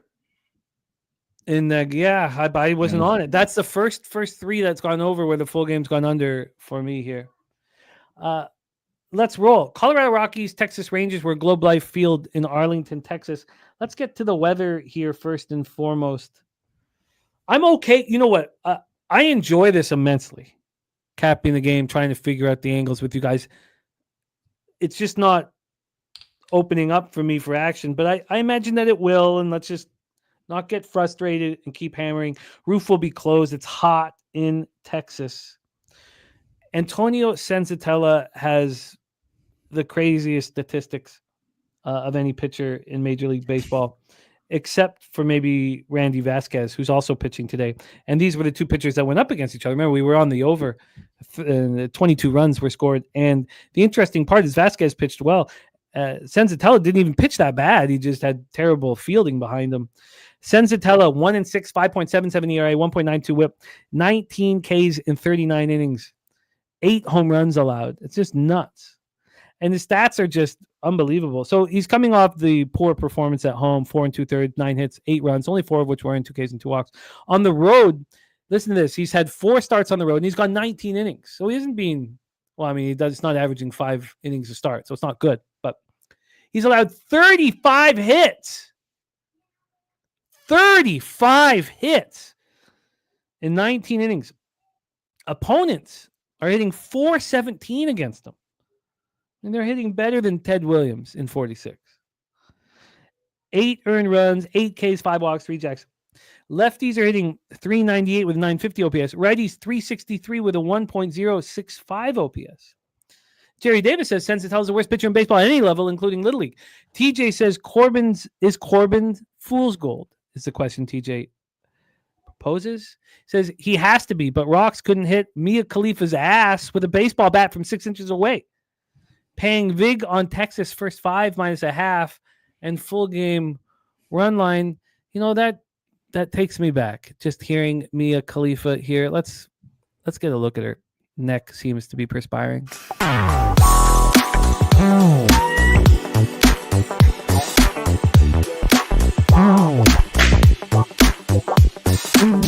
I think she had a little perspiration here on her neck. Coin says 2-1 Cleveland in the bottom of the 4th. Spooner says Senzatella is so bad. The pitcher versus batter model I use has every Rangers batter as a 10 out of 10 matchup for him today. Wow. Okay, so we've discussed Senzatella. Every batter in the lineup is destroying him. Patrick Corbin on the other side, 2-2, 3.13 ERA, 1.39 WHIP. Hey, if Javi Baez can do it, Jose, why not Patrick Corbin? Last start, 7 innings, 3 hits, 2 earned runs, 3 Ks, 4 walks, 2-1 loss to the Tigers. Went up against Scuball, pitched very well. At home, he's had 3 starts in Texas at Globe. He has 3 starts, 15 2/3, 17 hits, 4 earned runs, just 4 earned runs. 13 Ks, 4 walks. He's pitching well.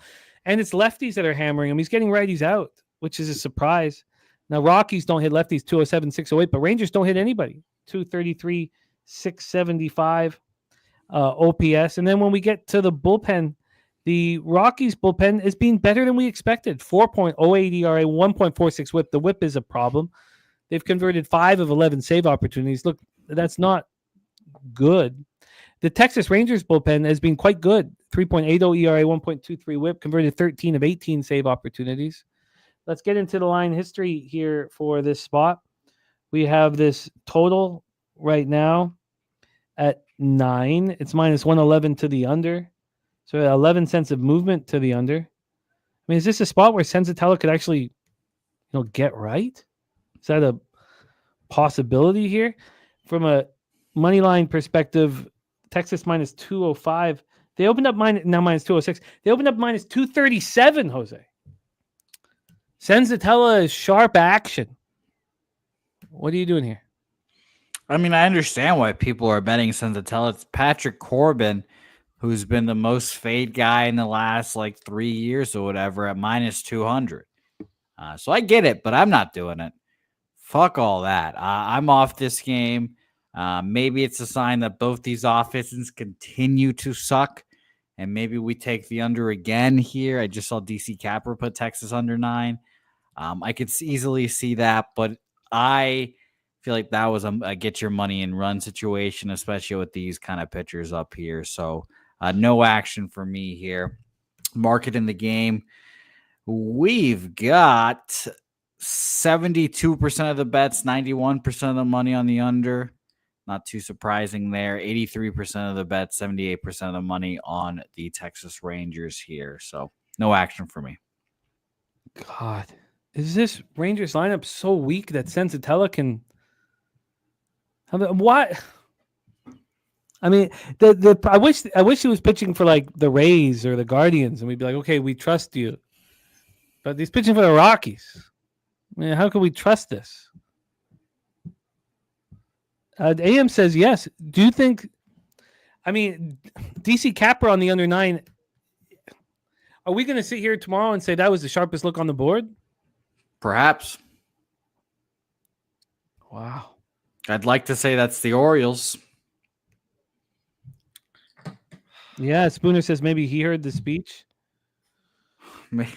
Yeah, maybe Kyle Freeland got to him. By the way, I after Kyle Freeland gave up those 3 runs in the first, I was like, Kyle, you better lock the fuck in here for the rest of this game. I waited a little bit too long, but I was going to wait for him to get the next few outs. The problem was something caught my eye, and I didn't get in till I forget who he was going up against now, but until the what's his name, Leiter. Till Leiter got the first 2 outs, and I was when it was moving when I had 1 out on him, but I think he showed a ton of character. Of course, it cost me fucking money, but okay. I mean, obviously, do we have fresh bullpens on either side, Jose? Let me tell you right now, we have Philadelphia. Colorado, Texas. Sorry, Philadelphia. Colorado here. Sorry, scrolling again here to find these fuckers. Yep, Colorado.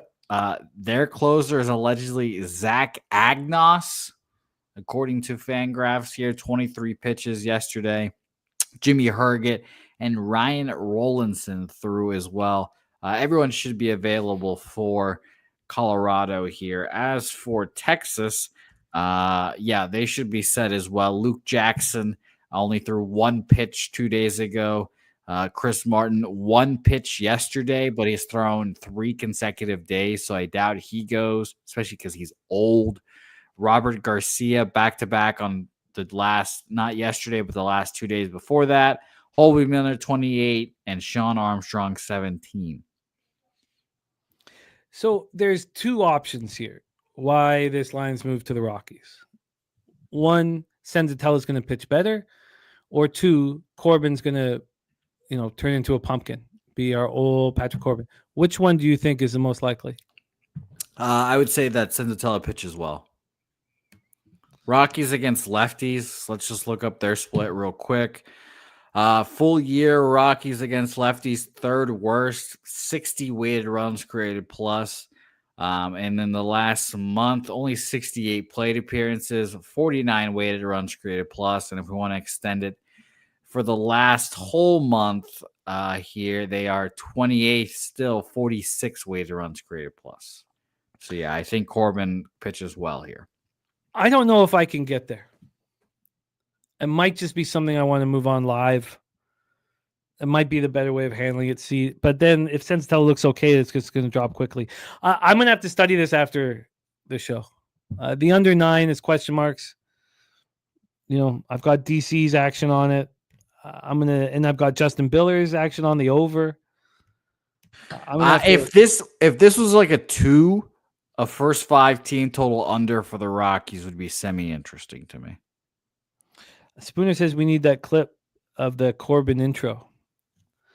We need that clip to clip that Corbin intro. We need to clip that Corbin intro. Okay, let's roll on. Let's roll on to the next spot on the board. Kansas City Royals, Houston Astros. We have the young Colton Gordon on the bump here tonight. And I received a wonderful message from Morgan Spooner this morning on Colton Gordon. I kind of wanted the market to marinate a little bit, and I believe it has happened here. This is from our friend. Here we go. This is from our friend Morgan Spooner. Colton Gordon, we'll go over all of Colton Gordon, but he says Colton Gordon pitches in the PCL, the most offensive-friendly minor league. He's first in ERA, second in innings, third in strikeouts, and fifth in WHIP. This guy had Tommy John in college. He's a lefty who developed a really nice slider in the minors. The Astros have 17 games in 17 days and need to have 6 arms available. Royals are near the bottom of the league versus lefties with 61 weighted runs created. Fuck off. What? Byron Buxton diving catch with 2 guys on, 2 outs. Fucking asshole. He's very good. He saved me once, so he took it away this time. Was it a gorgeous catch? It looked routine for him, so it wasn't even like that impressive looking, but it just made it look Kevin so Pillar easy. And starfishing all over the field because he's slower than every other center fielder we've ever seen. Yeah, the shortstop version of that is Steven Drew. Yeah, Kevin Pillar drove me crazy, man. Devon White would have walked over and caught it. Pillar, dives and does the splits and okay. Yeah, Steven Drew made everything look easy, and then when Xander Bogaerts came up and started playing shortstop, it was like diving play here. It's like because Xander's not as good at defense. Let's talk about Colton Gordon here. 26 years old, 8th round pick in the 2021 draft out of UCF. He's earned everything here. Sugarland last year probably deserved a call-up. 8-2, 3.94 ERA, 1.22 WHIP. Now, we know Houston handles these young pitchers very, very well. This guy has earned it. This year, he's made 8 starts in AAA, 4-0. He's gone 42 and a third, 43 strikeouts, 8 walks, 1.20 WHIP in a very offensive situation. I really like the breakdown here from our friend Morgan Spooner. And Mr. Eat says White Sox haven't lost since the new pope from Chicago was announced. Is that real? How many games is that, Mr. Heat? Wow. So that is Colton Gordon, the lefties. Royals this year versus lefties, 234, 584 OPS. They've not looked good. Let's talk about Michael Lorenzen. Fedde throws 8 consecutive balls to open up the 6th with 2 walks. Wow. Let's talk about Michael By the Lorenzen. way, 2-game winning streak for the old mighty White Sox. I love it. Michael Lorenzen, 3-3, 3.57 ERA, 1.26 WHIP. His last start didn't allow a run over 7 innings, 7 Ks, no walks, 2-1 extra inning win at home over the Red Sox. He pitched very well. On the road this year, he's not pitched well. He's allowed 16 earned runs over 26 and a third. Opponents hitting 278 against him, 23 Ks and 10 walks. He's allowed 7 home runs. 7 home runs. So he's allowed 1 home run at home in Kansas City, 7 on the road. And both sides of the plate hit him. Lefties 255, 747. Righties 228, 734. Justin Biller, my man, we're closing with NBA, and I can't wait to talk about it as well. So we'll be there soon. And then when we get to the bullpen, the Royals bullpen has been so good. It's a playoff-ready bullpen. 3.12 ERA, 1.20 WHIP, have converted 14 of 18 save opportunities.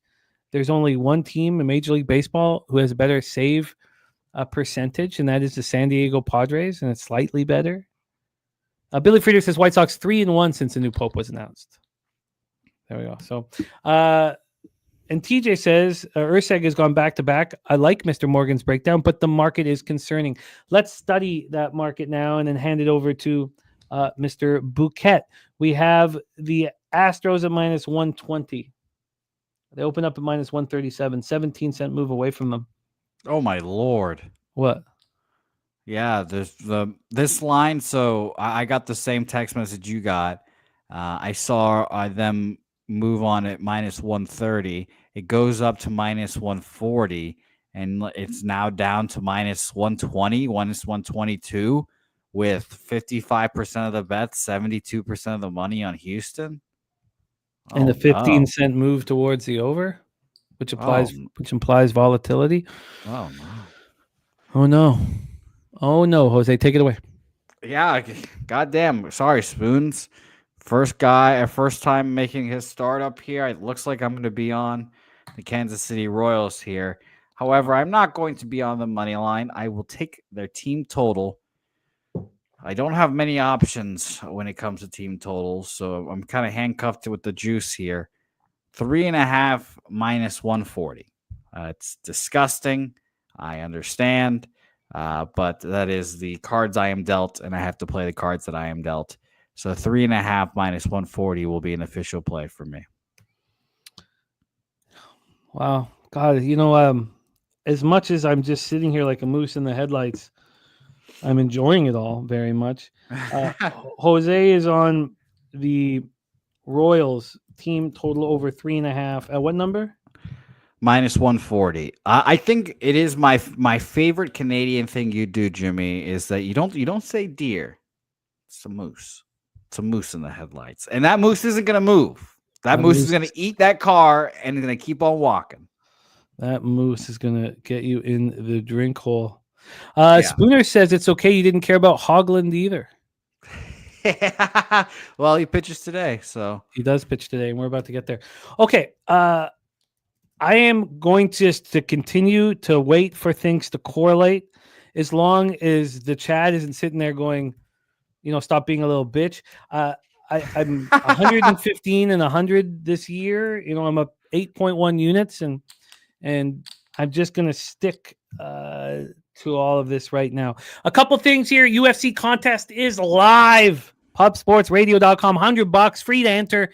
Support our guys and support the channel and make yourself $100. And Billy Friedrich, Sodiq Yusuf plus 120 for UFC this Saturday. Line is moving in this direction. So if you want plus money, bet it now. I think by fight time, he will be the favorite. I'm in, Billy. Billy being very, very good to me. I'm in. I am in. Sodiq Yusuf, I'm in. All you had to say, Billy, my man. And thank you, Billy, as well. Thank you. You've been very, very good to my bankroll and added some fun on these Saturday nights. Let's roll. Next up for us, Jose Bouquet, 9:40 p.m. Eastern with the Los Angeles Angels, 17-24, 8-14 on the road at San Diego Padres, 26-15, 15-5 at home. We're at Petco Park in San Diego, California. Let's get into the weather here in San Diego, California. I officially bet Billy's bet. I got even money on it. So indeed, you better bet it soon. Okay, I will. I'll bet it after the show. 65 Fahrenheit, feels like 62, 8 miles per hour in. I'm not going to tweet out unless Billy tweets it out. I'll maybe retweet Billy and say I tailed, but so that this is just our show information from our friend Billy Friedrich. By the way, Billy Friedrich sent me a wonderful package a while ago, and he sent me a bunch of the Carolina Hurricane towel powder. I have them all right there, and if needed, they'll be pulled out. Who will the Hurricanes be playing in the next round is the question. And shout out to my friend Billy. Okay. Are you betting the Hurricanes no matter what next round? No. God, no. Okay. No. Just one. No. I'm. What have the Hurricanes ever done? They win the first round every year. I mean, what have they done? They've done nothing. Now they're a complete hockey team. All right. They're the real deal, but no, it's not a slam dunk spot here. Nate. And look at Billy says, I only give out my picks here for those who watch the show. Shout out to you, Billy. He's a good man. Okay. Let's get back to this Angels Padres spot. I love capping these two pitchers. I'm actually having a lot of fun on this show despite not having enough action. I think my action will come together once we take a second look. I feel like I'm having open heart surgery on the fucking show with these two games right now. God, I'm glad you're having fun. I'm struggling over here.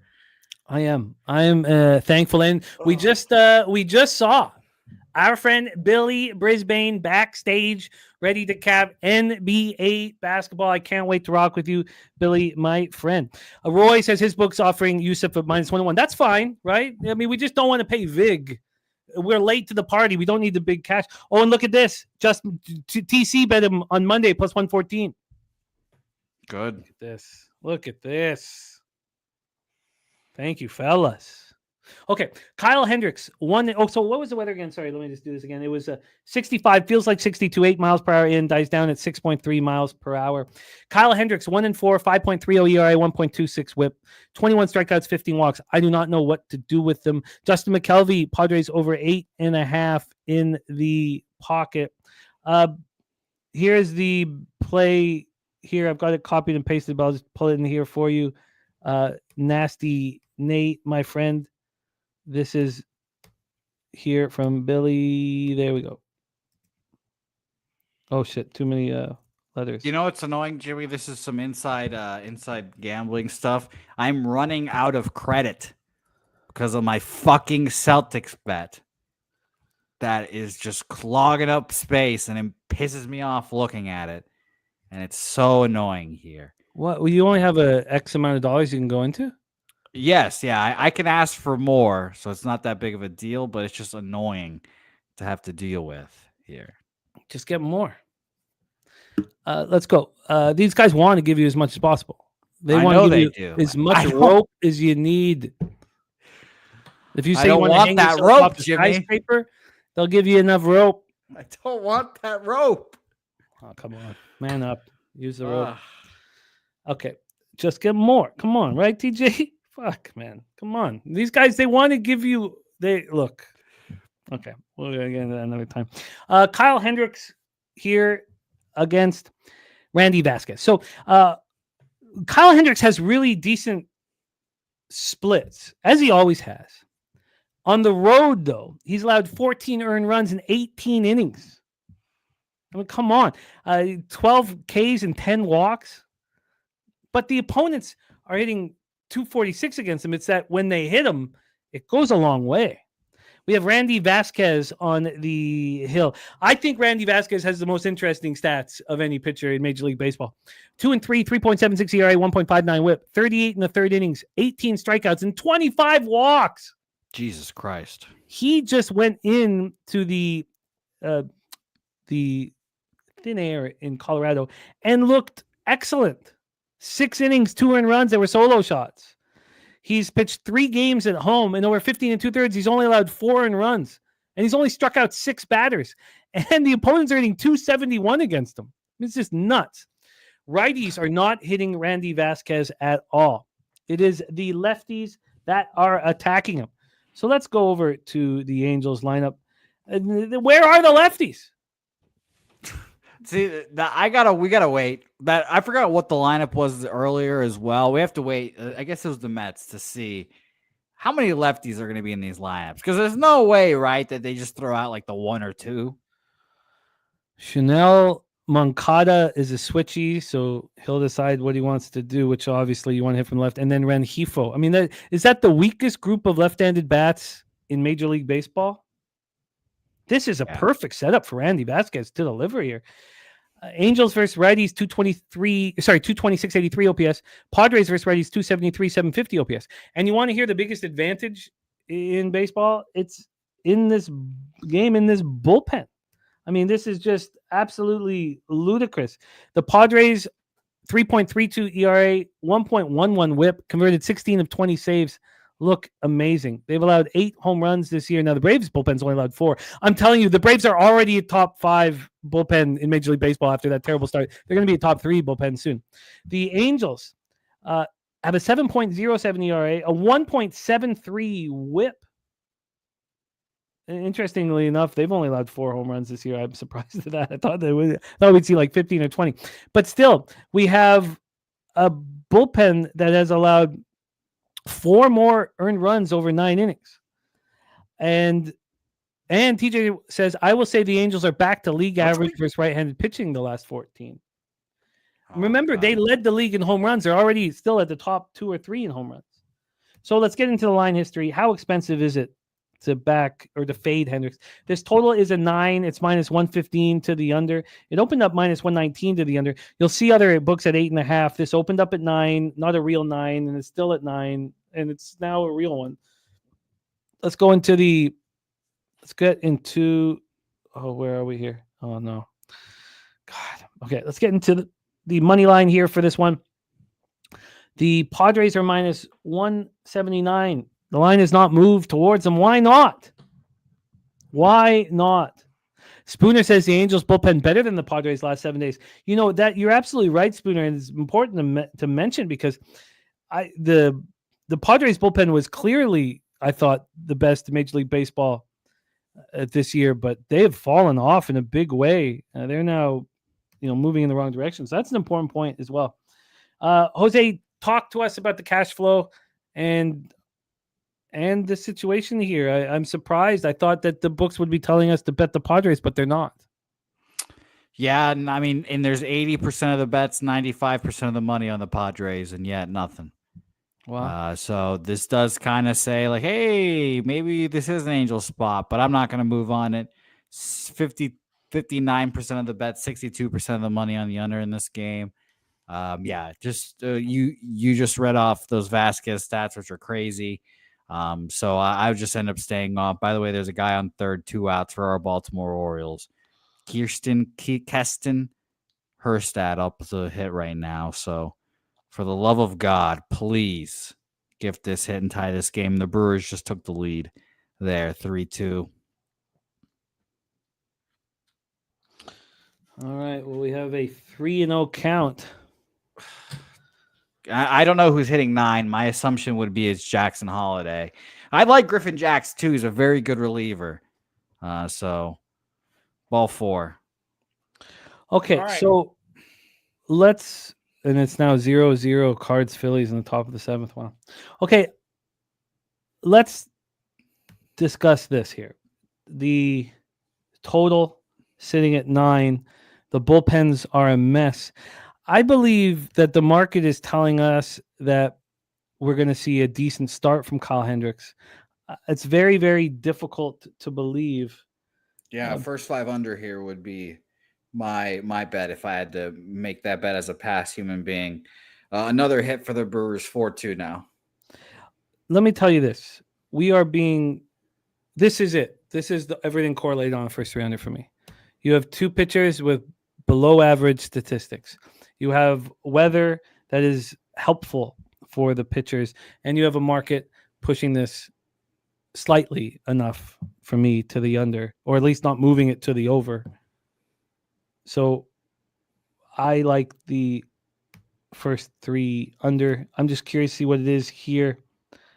The first 3 under is, you can't get a 3. Even that's telling. Maybe I could pay for a 3. It might be expensive.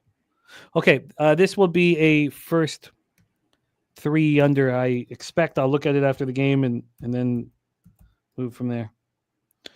Okay, let's roll into our final spot on the board as previously mentioned. Oh my God, dude. Strikeout. Fucking Luis Ramon area sucks. Oh, yes. Oakland Athletics, Los Angeles Dodgers. We have Gunnar Hoglund going up against Yoshinobu Yamamoto. Yoshinobu Yamamoto coming off getting touched up at the Diamondbacks in the last start. 5 innings, 6 hits, 5 earned runs, 2 homers, 4 Ks. At home this year, he's thrown 16 innings. He allowed 3 earned runs. Opponents hitting 203 against him. 24 strikeouts in those 16 innings. Lefties have no chance thus far against Yamamoto. It's righties who have the only chance. 237, 709 OPS. Let's take a look here at the righties in the A's lineup that we would have to worry about. Jacob Wilson hitting leadoff, Rooker third, Langoliers cleaning up and batting playing catcher. Andujar batting 6th, and then Luis Urias batting 8th. So there at this point are 4 lefties in the lineup. Cardinals just took the lead too. I mean, I'm not cheering for that. You guys are all in the Phillies, but I'm not cheering for that. But I'm pleased that I'm right about Fetty. And I want to use that moving forward because I've always wanted to fade a pitcher off of a shutout. But here we had 3 straight starts where he pitched around the same amount. Maybe he's getting right, pitcher that I believe in. So let's roll here. Yoshinobu Yamamoto, A's versus righties, 258, 747 OPS. Dodgers versus righties, 263, 786 OPS. Both teams smashing righties.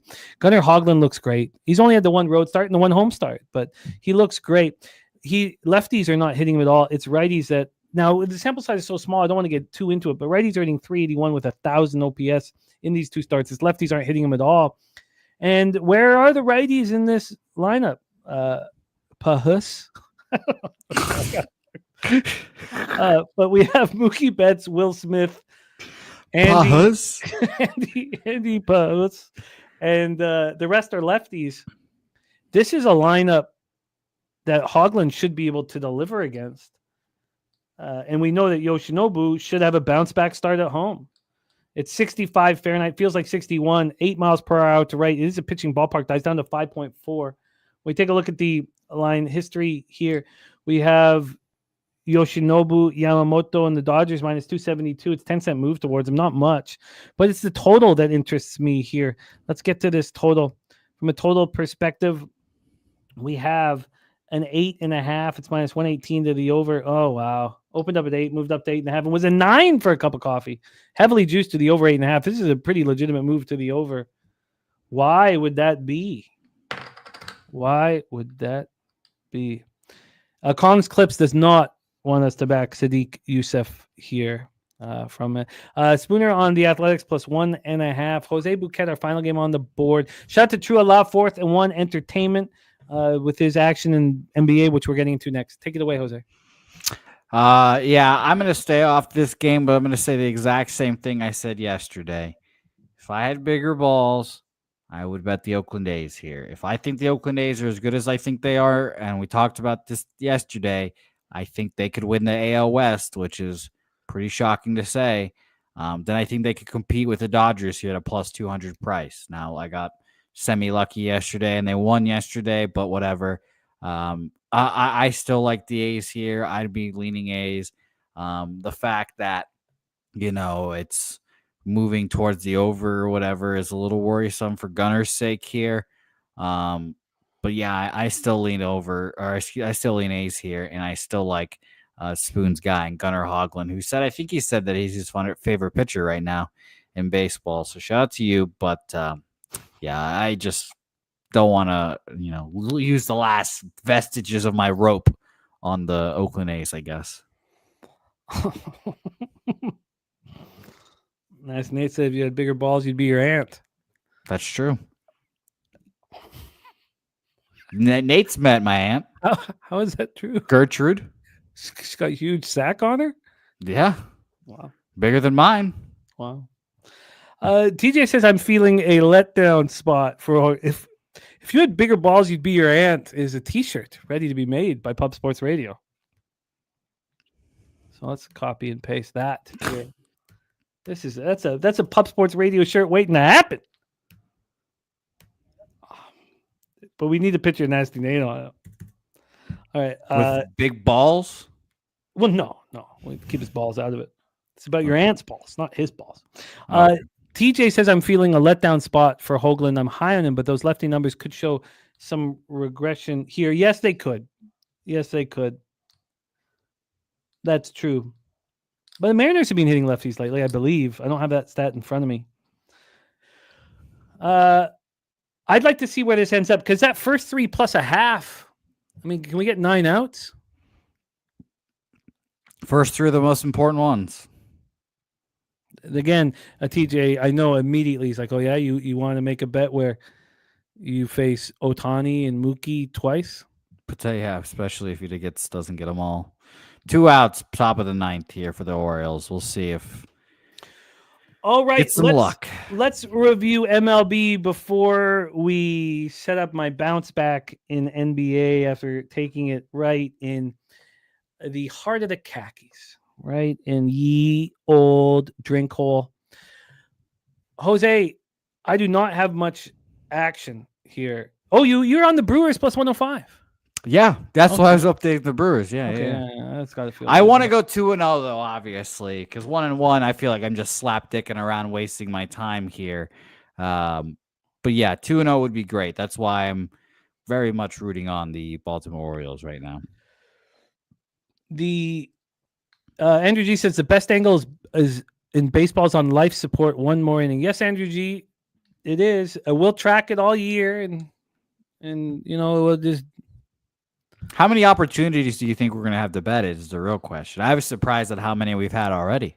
I would guess 12 to 15. Do you think that's high? Do you think that's too high? I mean, I thought it was high right now. I don't know. I don't even have high a good right now guess. for sure. It's been higher than we expected. I would guess we'll see. We will see, and we'll track it.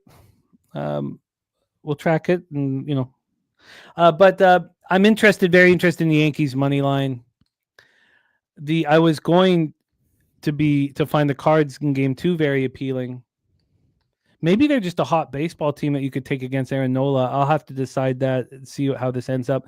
But I start with Boston, Detroit, first 3 under 2.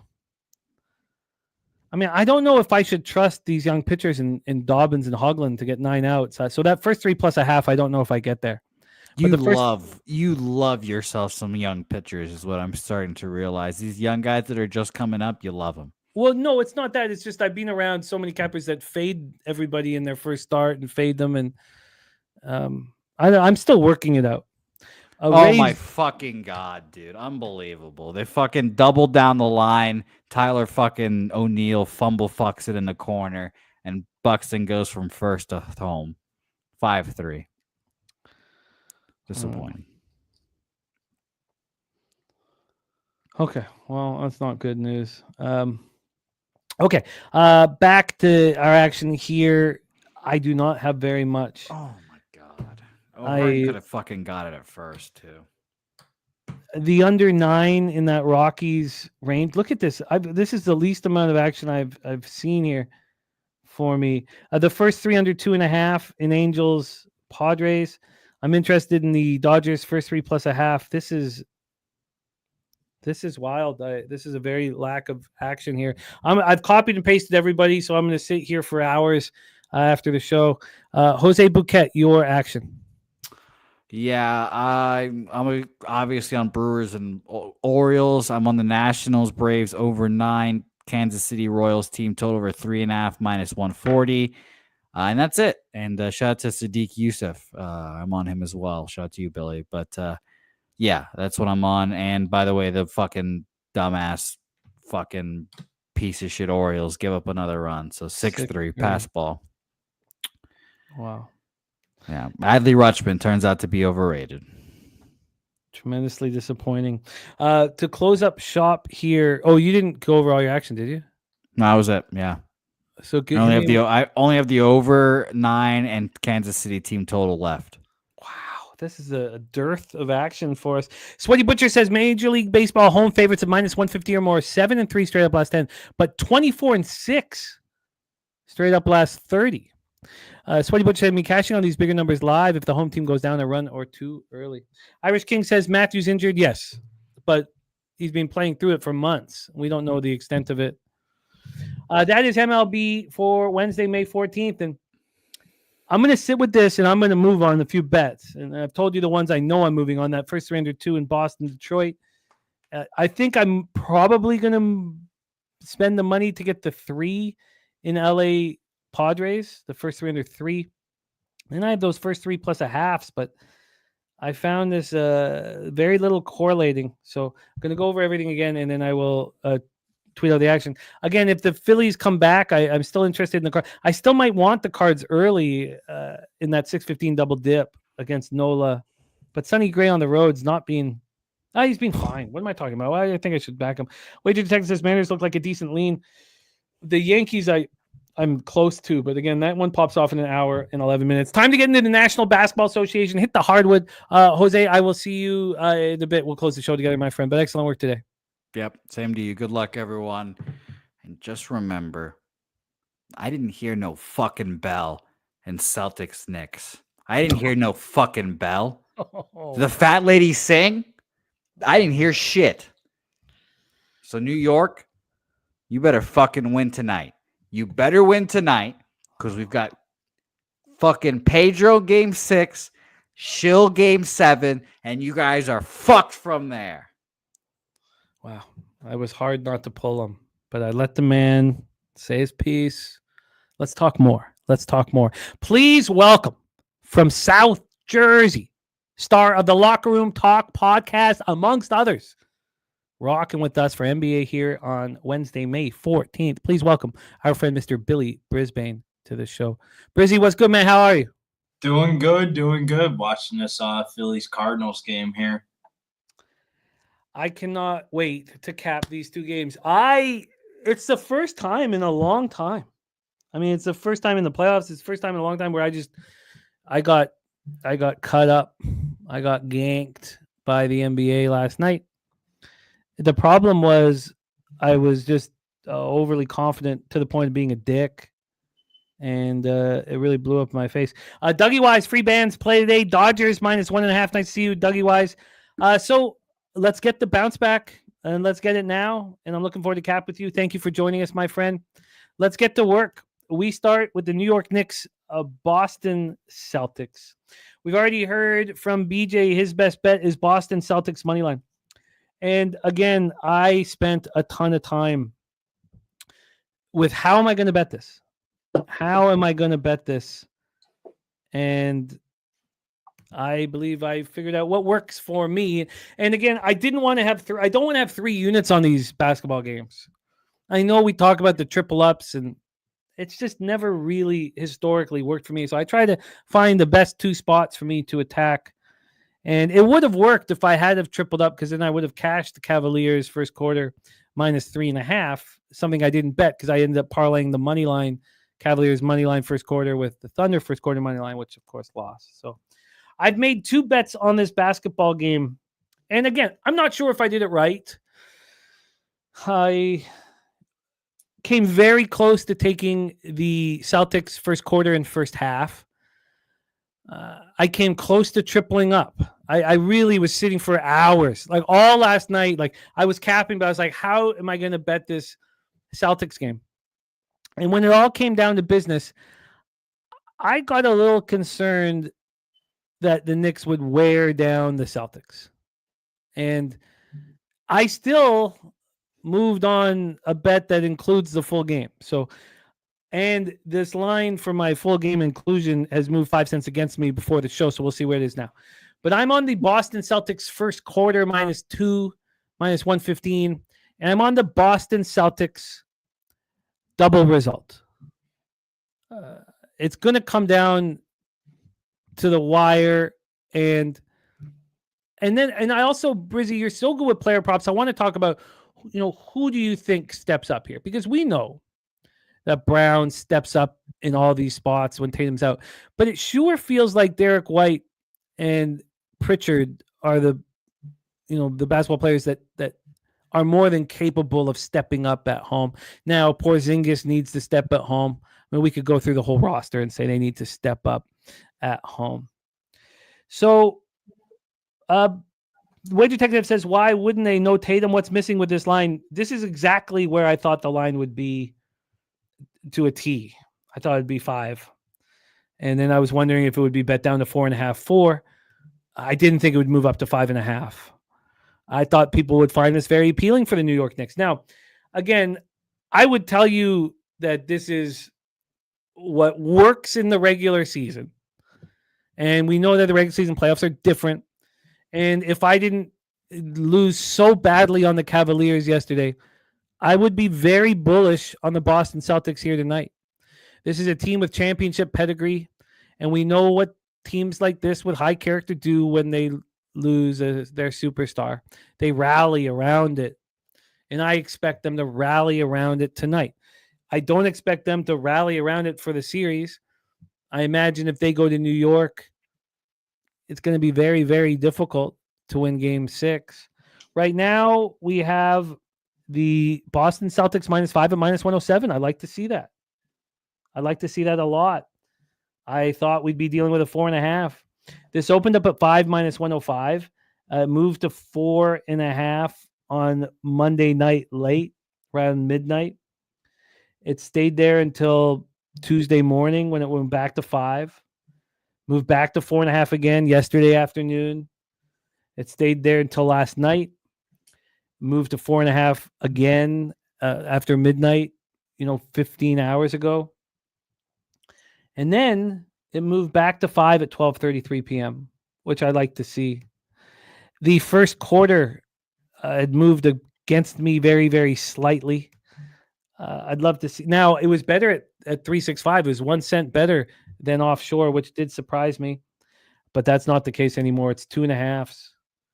2.5s. Now, the surprise here is, if we're to believe, if this is refreshed, is that my bookie's not moved it to 2.5.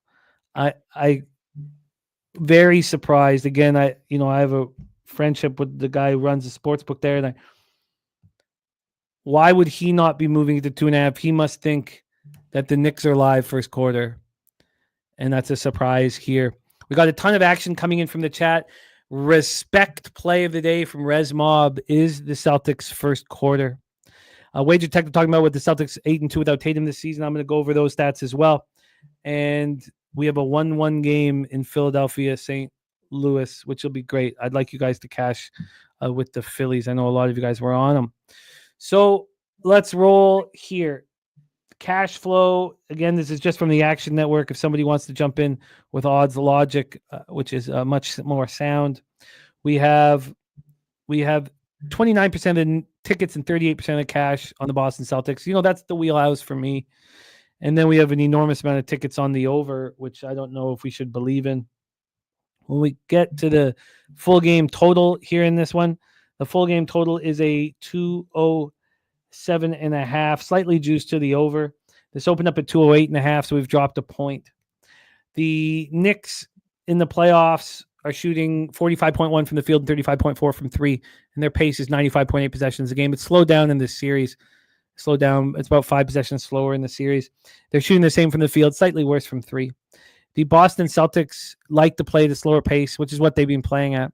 This has been a faster pace for the Celtics than their first round. And they're shooting the ball poorly, 41.4 from the field in this series and just 33.5 from 3. We have White, Pritchard, and Brunson over 3s parlay here for Nasty Nate. Dougie Wise says, I think the Celtics might be mentally crushed and might have no interest in the rest of the season. Oh, yeah. I don't care about the rest of the season. I certainly know that I don't know anything. I certainly believe that they have championship pedigree and they just want to win tonight for their fans and for everybody who supports the Celtics. So no interest in the rest of the season. Sure. Heavy interest in tonight. Heavy interest in tonight to show that they can win without Tatum. Nice job, Justin. You got the -1.5. Nice job. Did that cost? Was that juicy? Because the -2 is -120. Justin Biller betting the Knicks +5 and the other 207.5. It will be a scrappy game. So Brunson took control of the basketball game, and then Tatum tore his Achilles. It was awful to watch. Brunson 39 points, 12 assists, and now the defending champs are at the brink. He's averaged 30.2 points in 34 career playoff games. He's just a machine. I thought 2-1 Philly, beautiful. Cat has stepped up. I've been impressed with him in the playoffs. I was impressed at what he talked about. He showed in that Detroit Pistons series when they went back to Detroit in Game 3. When he talked about watching the film, he said he alone had watched all the film before he went to the meeting to watch the film with the team.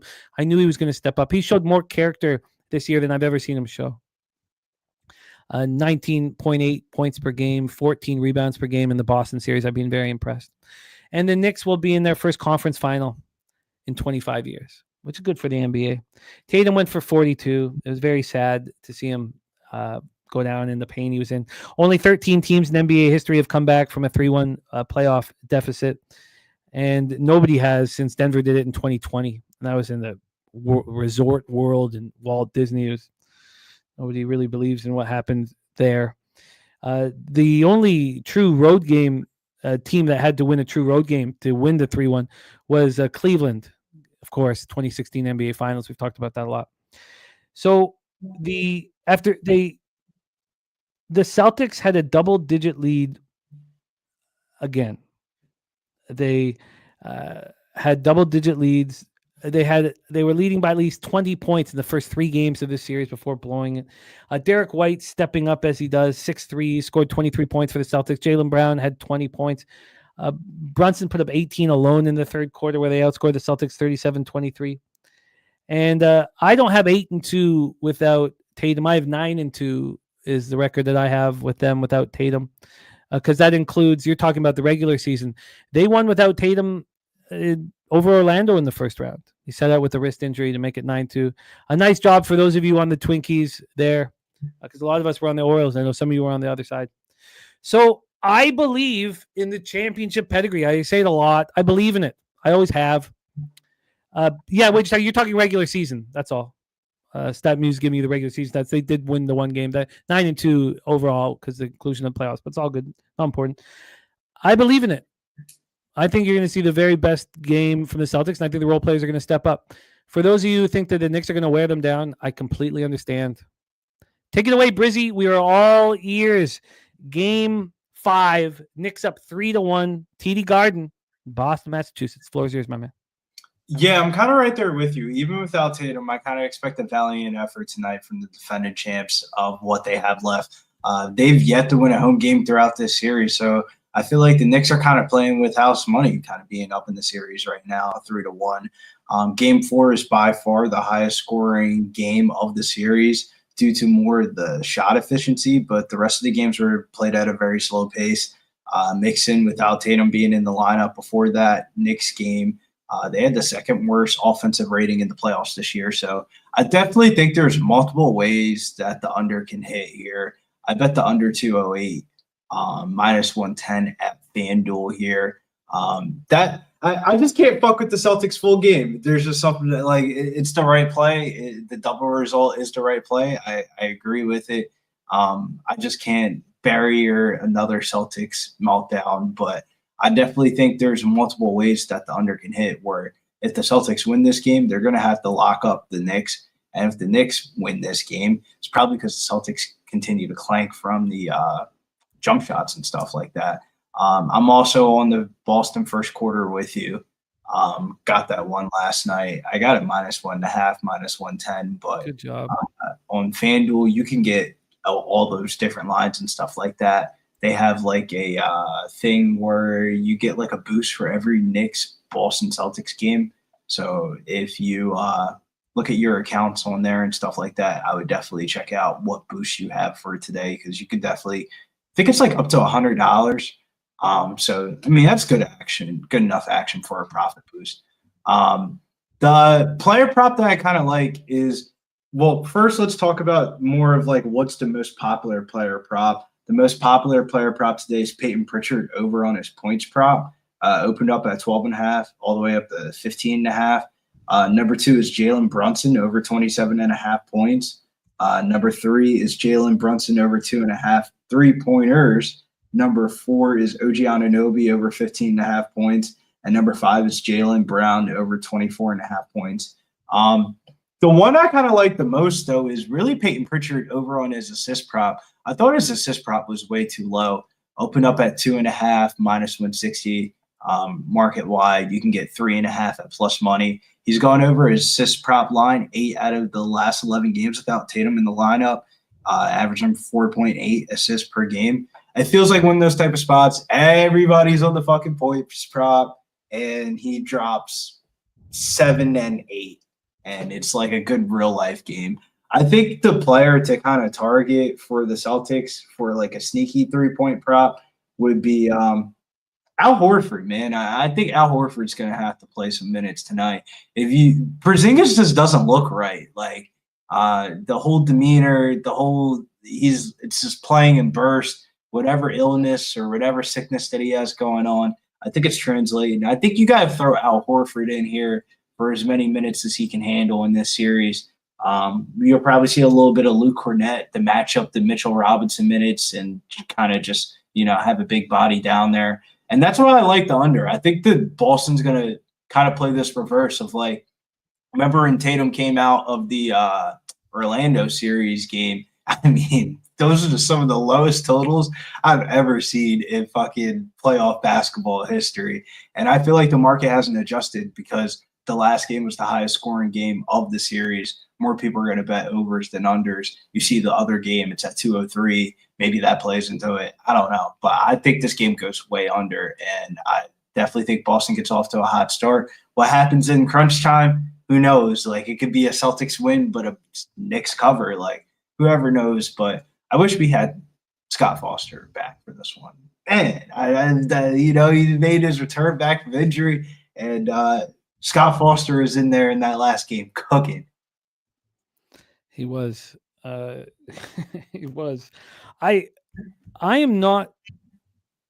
I think there's all sorts of ways to back the Celtics here. I think there's only one way to back the Knicks, and that's full game. Yeah, plus the points. Because they have the ability to wear down their opponents. We've seen it. And Pacers Knicks Eastern Conference Final it'll be great. Reggie Miller calling it. I mean, it'll just be great. But my futures are done. I had the future on the Cavaliers, so that's all over with here. Jose says this will most likely be Al Horford's last home game in his career. That is true. I think there's so many ways to back the Celtics, and you talked about if you were going to move on, it'd be through Horford. I think it's a very interesting angle. I guess I should include Horford.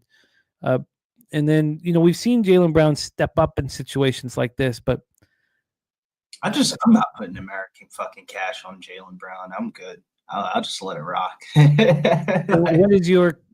you just expand upon that before we move on? Just a basketball player within me. How the fuck are you in the NBA and you can't dribble with your fucking left hand, man? Like, he does the same exact move that watch Jaylen Brown. When he dribbles with his left hand, he does a left hand pull up. And that proves to me, like, what the fuck? How do you not have a left hand? You're in the NBA. That's the only move that you can do is a dribble pull up from the left side of the court. I mean, there's so many times that he gets in like crunch positions that all you have to do is a 1-2 crossover and you're like there at the basket. Like Tyrese Maxey does it all the time. He just that 1-2 burst to the basket. Everybody has it. It's an NBA skill move. And like Jaylen Brown just seems to like fold, and he's just not looking like the same guy that he was from the playoff series from last year.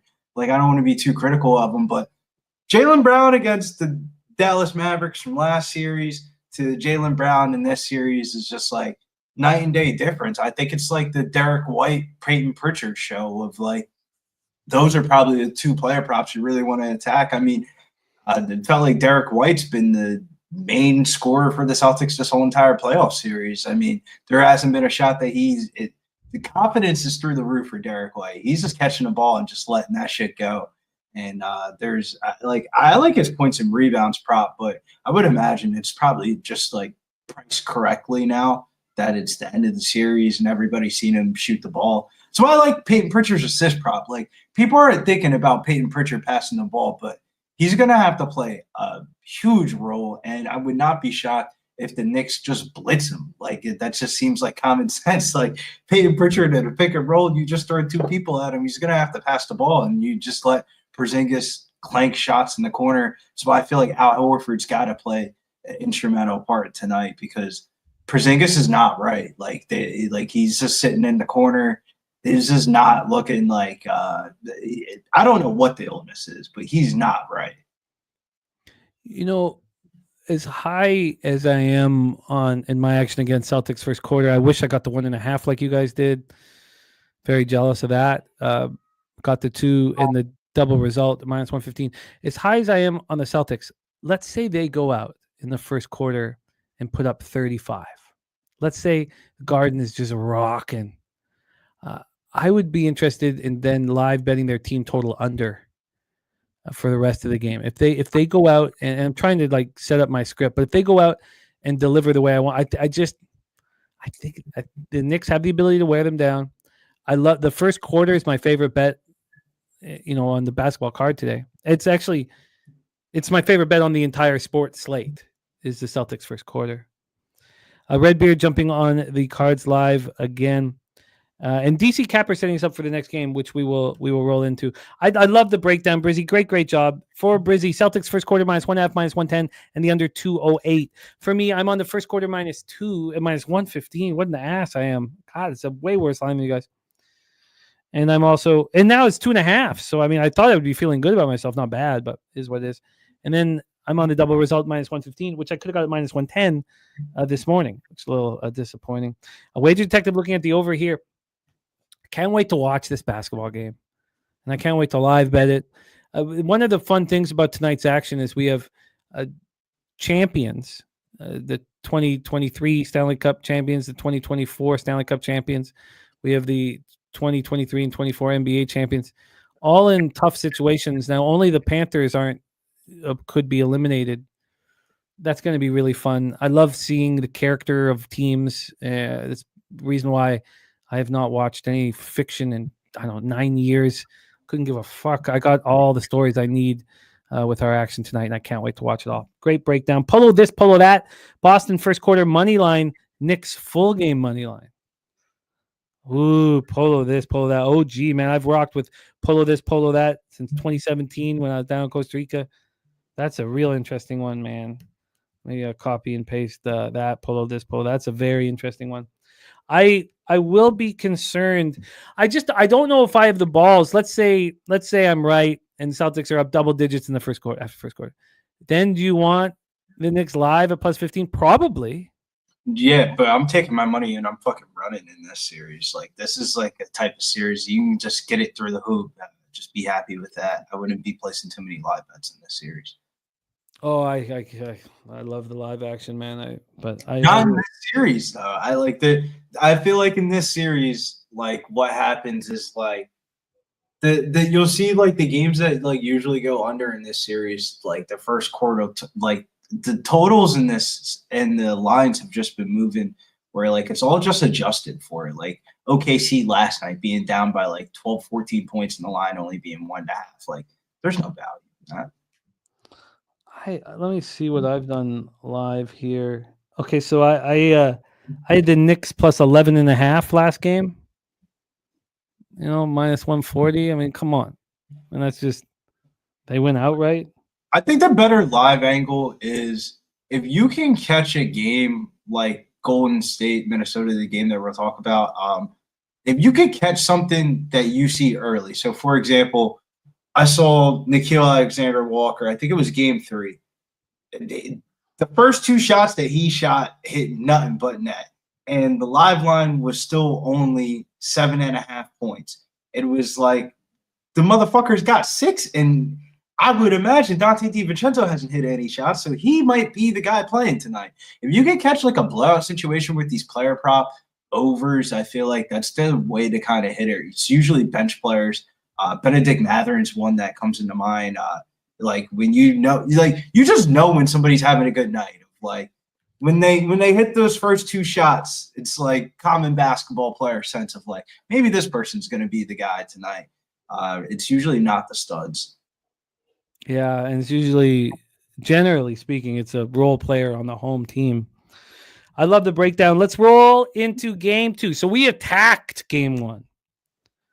Now, what do we do with game 2? 9:30 p.m. Eastern, West semifinals, game 5. Minnesota leading 3-1. I'm going to beat myself up forever for not max betting the Timberwolves to win game 2 and the series at -140. I spent 4 hours thinking, is that too much juice? That too much juice? And I came back and said, it's not. And it was -180. And I didn't move on it. And I knew it was the right move. Mike in the chat says Golden State. We also already heard from DC Capper on Golden State +11. Let's copy and paste all of this action. Let's talk about the line history and what Action is telling us about the cash flow. First off, this total is a 203 minus 111 to the over. It opened up at 204 and it dropped and dropped and dropped.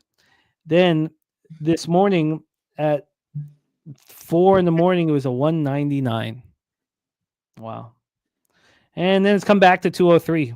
Very, very interesting movement there. On the spread, we have the Golden State Warriors plus 10.5 at minus 111. They opened up at 11.5. It moved to 11 this morning. And now it's at 10.5. And it looks like 10s are on the way. So there's a belief in these Warriors. Andrew G says Wolves wrap it up. But this spread, it's a lot. It is a lot. Cash flow from Action. Again, I don't know how much we should trust these numbers. Sir, I'm not even talking. The total's 96% tickets, 97% cash on the over, if we want to believe that. On the spread, 77% of tickets and 80% of cash on the Golden State Warriors. They are a public road dog here. Historically speaking, not the kind of situation you want to have your money on. The Warriors have shot the ball well. They're playing at a faster pace than they were playing earlier in the playoffs. Minnesota here is shooting the ball really well in this series. 45.8 from the field and 37.3 from three, shooting quite a bit better than they did against the Lakers. Edwards goes for 30, Randall for 31, and they take the 117-110 victory and the 3-1 lead in the playoffs. Edwards averaging 27.3 points per game in the series. Julius Randle averaging 24.3 points per game, being very good. Say what, my man? I said, what the fuck happened to Julius Randle, man? I mean, looking like the best player on the court in this series. He's stepped up, and I'd like to see it. You know, I'm not a Julius Randle fan, but I like when people kind of write somebody off. Not quite that extreme, but in him step up. So Golden State's lost 3 in a row since Curry went down in game 1, and he is not coming back this evening. Kuminga came off the bench, scored 23. That was the 30 following the 30-point performance in game 3. He is very important. Butler and Green each scored 14. That's great for Green. But Jimmy Butler has got to put up 25 plus if this team has a chance. Buddy Hield went for 13. And the plan, even without Curry, and it makes sense, is shut down the perimeter. Don't let Buddy Hield get hot. Buddy Hield had 13 in game 4. Finch has just been shutting down the perimeter. The Golden State only was 8 of 27 from 3. Butler leading the Warriors with 21 points per game, shooting just 44.1% in the series. Is this the Jimmy Butler playoff game that we've seen so often? Is this the type of spot where we want to move on his PRA? I've not moved on this game in any form at this point. I'm trying to figure out what is the most appealing spot. I mean, Jimmy Butler's point prop is 26.5. You know, for a guy averaging 21 points per game in a series, that's a huge jump up, 26.5. Huge. Monstrous. And then if we go to his PRA, Jimmy Butler's at 39.5. Very, very, very high. Top set in the house. Take it away for us here, my friend. I can't wait to hear your breakdown. Warriors, Timberwolves. Yeah, I think this is a tough way to end the season here for Golden State. It's like their offense just hasn't looked the same without Curry, which is obvious. I mean, the last game, they only had 8 3-pointers. Kuminga's leading the team in points in back-to-back games, which is a huge red flag. Butler only shot the ball 9 times in the last game. That's kind of why I don't like the points prop. It's just more about like a volume thing. Could he be efficient enough to get there? Yeah, but he needs to be shooting the ball at least 15, 20 times. Some Donovan Mitchell-like action here. I expect more of an exertive effort from him specifically, but everything's kind of being priced into the line. It's just Minnesota slow starts, a team that kind of plays with their food. It kind of seems like a live spot unless you're taking like Golden State pre-flop. I think the move here is Minnesota team total over. I could definitely see Minnesota going over their team total if Golden State can hang around in the spread in this game, be competitive, and the starters play the full extent amount of minutes, especially with them going out.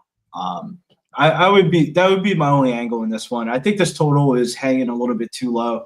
I think it's more priced in with the Warriors not scoring if you can just isolate Minnesota itself, I definitely think that would be the way. Because a lot of the times when people play team total overs, the cap that goes in behind it is you usually want to have a team total over where the team isn't that good of covering the spread. Of like when we used to bet Memphis Grizzlies team total overs because they would never, there would always be a backdoor cover or something like that.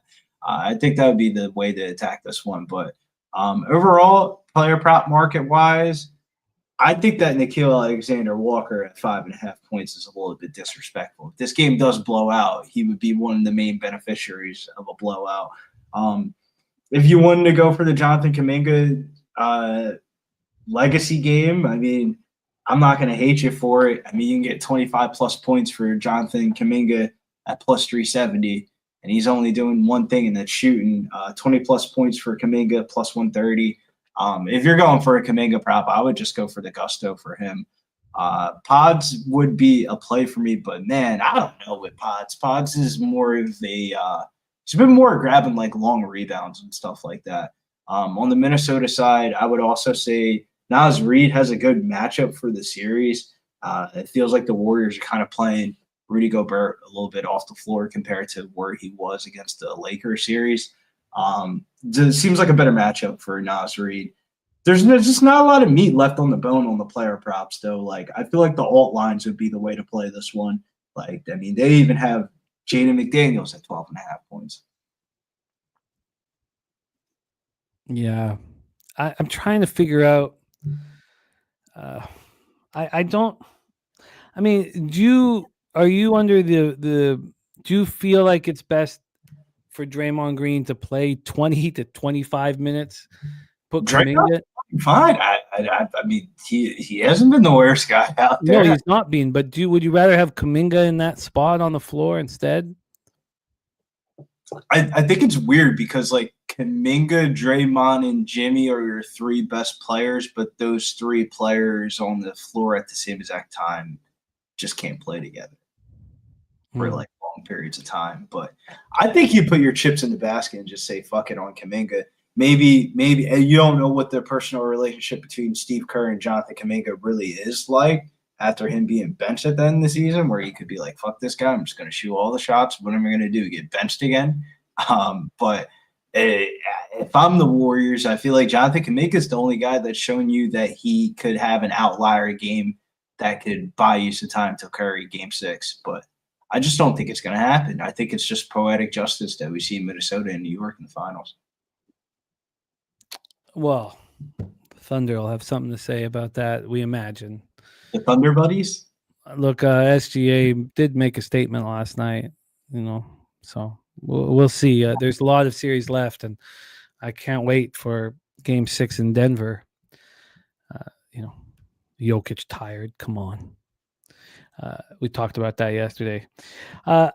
So at this point here, I see DC Capper with official action. I see a lot of cappers here with action in the player prop market, but I don't see a lot of side here. Coin giving us the numbers from Odds Logic: 52% ticket, 69% cash on Golden State, 45% of tickets, 66% of the money on the over. I see some cappers on the over. Coin on the over 202.5. Saturated saying Butler, Hield, and Pods most consistent for the Warriors. And he's looking, Robert Franklin looking at Butler over 6.5 rebounds, but not a lot official on this game where we were hammering the last game. Is there anything you want to make official here, Brizzy, for Warriors Timberwolves? No, we're just counting down, waiting the days. Friday, Beaver Hoops is back, baby. WNBA, come on. Is it this Friday that the regular season opens? Yeah, this Friday, regular season opens. WNBA season. We are back, and I feel like the parity between the league is a lot more competitive than it has been in like other years, where it's not just the Las Vegas Aces and New York Liberty and everybody else. Saturated on the Timberwolves -9.5 there. So how many games are on Friday for WNBA? We got 3 games on Friday, but more importantly, Saturday slate, we have the Las Vegas Aces, New York Liberty ABC game, followed up by Angel Reese versus Caitlin Clark at 3 p.m. and Seattle and Phoenix, first game without Diana Taurasi. So I think the Saturday it's better than Friday. Friday's kind of like the get the shitty teams off the court. But the Golden State Valkyries will be making their inaugural debut. Well, let's stay in touch. I'll be in touch with you about how we want to handle WNBA. You'll be our guy for sure this year. Rudy just put more action on the Celtics -4.5. At this point, I'm not moving on Warriors Timberwolves, but I'll be watching. Again, it starts at the same time as the Oilers Knights game. So will I be moving over to? Will it be more of what focused on it during the intermission? Not sure exactly how I'm going to handle with those both games starting at the same time. But we've moved heavy on the Celtics game, and I need a bounce back performance here. Again, BJ's best bet, Celtics money line. Polo this, polo that. Very interesting wager with Boston first quarter money line, Knicks full game money line. And we have also the polo this, polo that on 2-team money line, both series to end tonight, plus 208. I'm on Celtics first quarter -2. Brizzy on it -1.5. Justin McKelvey also on it -1.5. Brizzy on the under 208 in game one. I'm on Celtics double result. Robert Franklin on White over 18.5 points. I thought I'd be seeing more of that from people, Robert. I expect him to step up tonight. I can't wait to watch these games. Brizzy, thank you so much for your hard work here and rocking with us here on Wednesdays. Tell us a little bit about the Locker Room podcast for the UFC this week, what the show entails, and what you're thinking about for the live stream on Saturday. Yeah, UFC Vegas 106. We are back in the UFC Apex, 4 o'clock in the afternoon stream. You know, the last couple streams have been late. The boys are back in action. Make sure you guys check out the Locker Room podcast video live stream Saturday. But the card just, I would say 11. I think it's 11 out of the 13 fights are -200 or more. So the episode's really just kind of breaking down through the chalk. And if you can get an underdog through the hoop this weekend, you're going to get a good price tag on it. So you definitely want to watch the episode and see what underdogs we're picking, what favorites we're liking, who we're parlaying, might, spark an idea. It's a perfect show if you're a cap to capper type of capper. You can get a lot of good ideas from that episode. First segment's talking about the favorites. Second segment's more talking about the competitive lines on the card. And then the last section's us making our parlays for the weekend. So make sure you guys check out the video and check out Locker Room Podcast on Twitter. Big Show's trying to get to 500, I think, followers. So we're trying to get them up there. Let's do it, man. You guys have put in the work. You've earned it. Earned the respect of everybody. Keep up the great work. I'm going to pop Brizzy's handle here in the chat. Please support our guy, Billy Brisbane. And Robert Franklin says, definitely on Pritchard over 3.5 assist. Look, Robert Franklin rolling with that. Wild to me. How is he the most bet player prop in the whole entire game? And nobody's thinking about betting his assist prop. Like, what? Brizzy, I love it, man. Thank you so much for rocking with us. Any last words for the cappers supporting the show, my guy? Yeah, make sure you guys hit the like and subscribe. We got a lot of shows on the channel nowadays. It's baseball season. Summer's coming around the corner, so we have the shows packed out. Wine Time and Spoon Bets were doing their thing on Sunday, and we have the Sunday night live baseball streams. I'll pop my head on there. Make sure you guys get ready for the summertime. I'm going to be on the Sunday Nighter this week as well. So thank you, Brizzy. But I'm excited to join Rock with you guys, get a big bottle and have some drinks. Let's put a bow on the show's proceedings. We'll be racing tomorrow for our PSR Gold members. We thank you guys. Thank you for all the members. The emails are setting up here this week to be sent out to all the members of the channel. So we're going to film a new video about what the members get here. And we thank you so much for all of you who support the channel. Jose, my friend, let's put this one to bed. Guardians. Wow, 7-5 now. I'm surprised at that. Phillies trying to shut the door on the Cardinals. And game 2, Baltimore, Minnesota. Do we know who's pitching?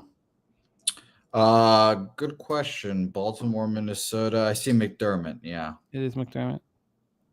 I don't know. I mean, certainly the market is indicating that they're the right play, but I don't know how you can trust them. Okay. Let's review action here for our guy, Elio. Great to see you, Elio, and for all of you guys here supporting us. Don't forget about Pub Sports TV. If you could ever take a second and subscribe, it helps us very much. It's our new project. Also, we're on Anthem TV now as well. And if you could get the app, download the app of Anthem TV, that helps us a lot. If you're looking to open up a new book, we have a link. And if you go through our link, we get a bonus. It helps the channel very, very much. We don't get a cent off anybody's losses. There are companies who, when they're not only selling you their picks, but they're also making money when those picks lose. That is not us. Let's talk about action here on the show. I'm going to go through everything, and then Jose will go through his action. Stack's play of the day is through. He's up. He cashed with the Harper over 1.5 bases. Didn't get home on the Orioles over 4.5 team total. Gerald Jones is on the White Sox Reds under 8.5 minus 105. Spooner is on Phillies and Reds money line together plus 124. That's Phillies game 1. So let's get that home for him. He's got the Astros -1 and the Athletics plus 1.5 to close out the day. Crystal Craig on Brandon Lau for a homer plus 575. Great numbers off of Bassett. For Crystal Craig. Gorky and Samit both on the Knicks money line. Gorky using Massetti in tennis to tie into the Knicks money line. Ricky Bobby on Ivan Herrera and Judge each to go over 1.5 bases. Probably together plus 323. Kong's Clips is on Boston -3.5. And Boston, that must be first half, I imagine. Because that was the first half line. He's also on Boston double result. Browns Hughes, great to see Browns Hughes. I missed this, but I did copy and paste. He cashed with Brewers full game and team total over. Nice job, Browns Hughes, getting day off with a winning start. For me and for Jose, this was a tricky card. But let's start with the National Hockey League. As you guys know, before Game 3, and we broke it all down. Before Game 3, Panthers Toronto, were we going to take the Panthers to win the series or the Panthers plus 1.5 games? I took the Panthers plus 1.5 games, -120, just a unit bet. So it'll just pay for the loss, minus a little bit of vig of Game 3's puck line. But that's all I have, and that's all I'm going to have. Give me 2 chances of cashing that, and, just keep stacking. That's the goal. So that's it for me. And then I am not betting the Edmonton Oilers tonight. I will be cheering for them. This is my first time not betting, and I'm not going to bet them when they go down a goal either. But I'll be cheering for them. But I'm getting off of the ride. It's been the greatest ride of my life. I compare it to my daughter being born. Maybe not that much, but it's been wonderful. And I will, if they lose tonight, I'll be betting them on the -1 line and possibly the team total over 3, depending on how expensive it is. Hopefully, if the Oilers lose tonight, it's a low-scoring game, which will give me more value on the team total over 3, because I'm not going to bet it if it's over -135. That's my limit for the team totals. But Mr. Gogster, our guy Gogster, he's on the Leafs first period plus 120, and he's on the first period both teams to score in Edmonton, Vegas at plus 130, and he has parlayed the Knights money line and the team total over 2.5 at -115. Then in baseball, it was a tricky card. I expect to move on the Yankees here in about 27 minutes at game start, so I'll be sitting here making a move on it shortly. I like the cards in game 2, but it might just be a first 5 situation. I'll have to decide that. I don't know why I need to make it a first 5 situation. It's the Phillies bullpen that's the most vulnerable, and it's being used up right now. I guess it should just be a full game, but I'll make that decision. Boston Red Sox, Detroit Tigers, first 3 under. I don't think I should take these kids for the first 3 plus a half. Hunter Dobbins and then Gunner, or I forget his name. You got it right. Oh, because Gunner, what's his last name again then? Gunner Hoglund, thank you. And then there was a bunch of me sitting on my hands, man. Ron Crawford play today, Giants, and baseball play today in NHL is the Leafs. I told you the respect play today, Celtics first quarter -2. I like Jose's over 9 in Washington, Atlanta, but I didn't get there. And there's a bunch of spots where I just didn't feel like it correlated enough. I have some interest in the under 9 in Colorado, Texas, but again, I found it very difficult. Billy Frieder gave us Sodiq Yusuf for UFC on Saturday. And I'm also going to be on the first 3 under. I believe I'm going to spend the money to get it to 3 in Angels Padres. And that looks like it's it for me. Manny Machado over 1.5 hits, runs, and RBIs for my dude. And then we have free bands. Play of the day is the Dodgers on the run line. And I'm on the Celtics first quarter and double result. Brizzy gave us Celtics first quarter -1.5 and the under 208. And we stayed off of the Warriors game. Jose, please review your action, my friend. Yeah, I'm only on the Nationals. Braves over 9 -115, and the Royals team total over 3.5 -140. That is it. That is it. Thank you guys so much for rocking with us. We got 2 giant days ahead, Thursday and Friday here on Betting with the Bag, but we don't have anything without you guys. So thank you for your support. My dude, Wager Detective, Irish King, Robot Glock, Top Set, Justin McKelvey, Robert Franklin, Polo this, Polo that, Ronnie Lofton, Rudy Cisneros. Thank you guys so much. Nasty Nate, Dougie Wise, Redbeard, Saturated, Andrew G, Big Daddy Boom in the house. Thank you. Coin, as always. Christopher Comatini, Andrew G, Dylan Med. Thank you guys. We truly don't have anything without you. So your support means so much to us. And we have been winning. And last night was the first night where it stopped on the hardwood. And I've asked for some updates on the Operation Garcia because looking at it from afar, it looks like it's been quite successful. Especially in the Celtics series, I'm sure. Yeah. So it looks like it's been quite successful. I'm very interested going back to it in the NBA Finals. But if it's an NBA Finals that's the Pacers against the Thunder, there's no chance I'm betting it. So, For your well-being, I hope you don't. Well, I want to bet it. I know you do. I'm fine betting it. It's not hard betting it once every 2 days. It's hard betting it, having 65 player props on a Saturday or Sunday. That's the just, knots in your back. Horrific. Very, very, very difficult here. Look at this. Saturated says I was ranked 7th most memorable final destination death by IGN. I didn't know that. I don't know what IGN is. 7th? I guess that's not bad, but I think I should climb. I guess memorable. I just hope that you have some illegitimate child in the 4th movie. I just want the clip to be shown in the credits of this one. That would play. That would also play. It would play huge. They put out a video yesterday. What is IGN? I'll find out. I don't know. I will find out. Dylan Med, it's the Operation Garcia. It's just taking every player prop on the under in the NBA playoffs and the play-in games. Spooner, I'm in number 3. It's a great watch, Spoon. I caused the roller coaster crash. It's a great watch, and I'll never forget showing Helga and not telling her. And her shock.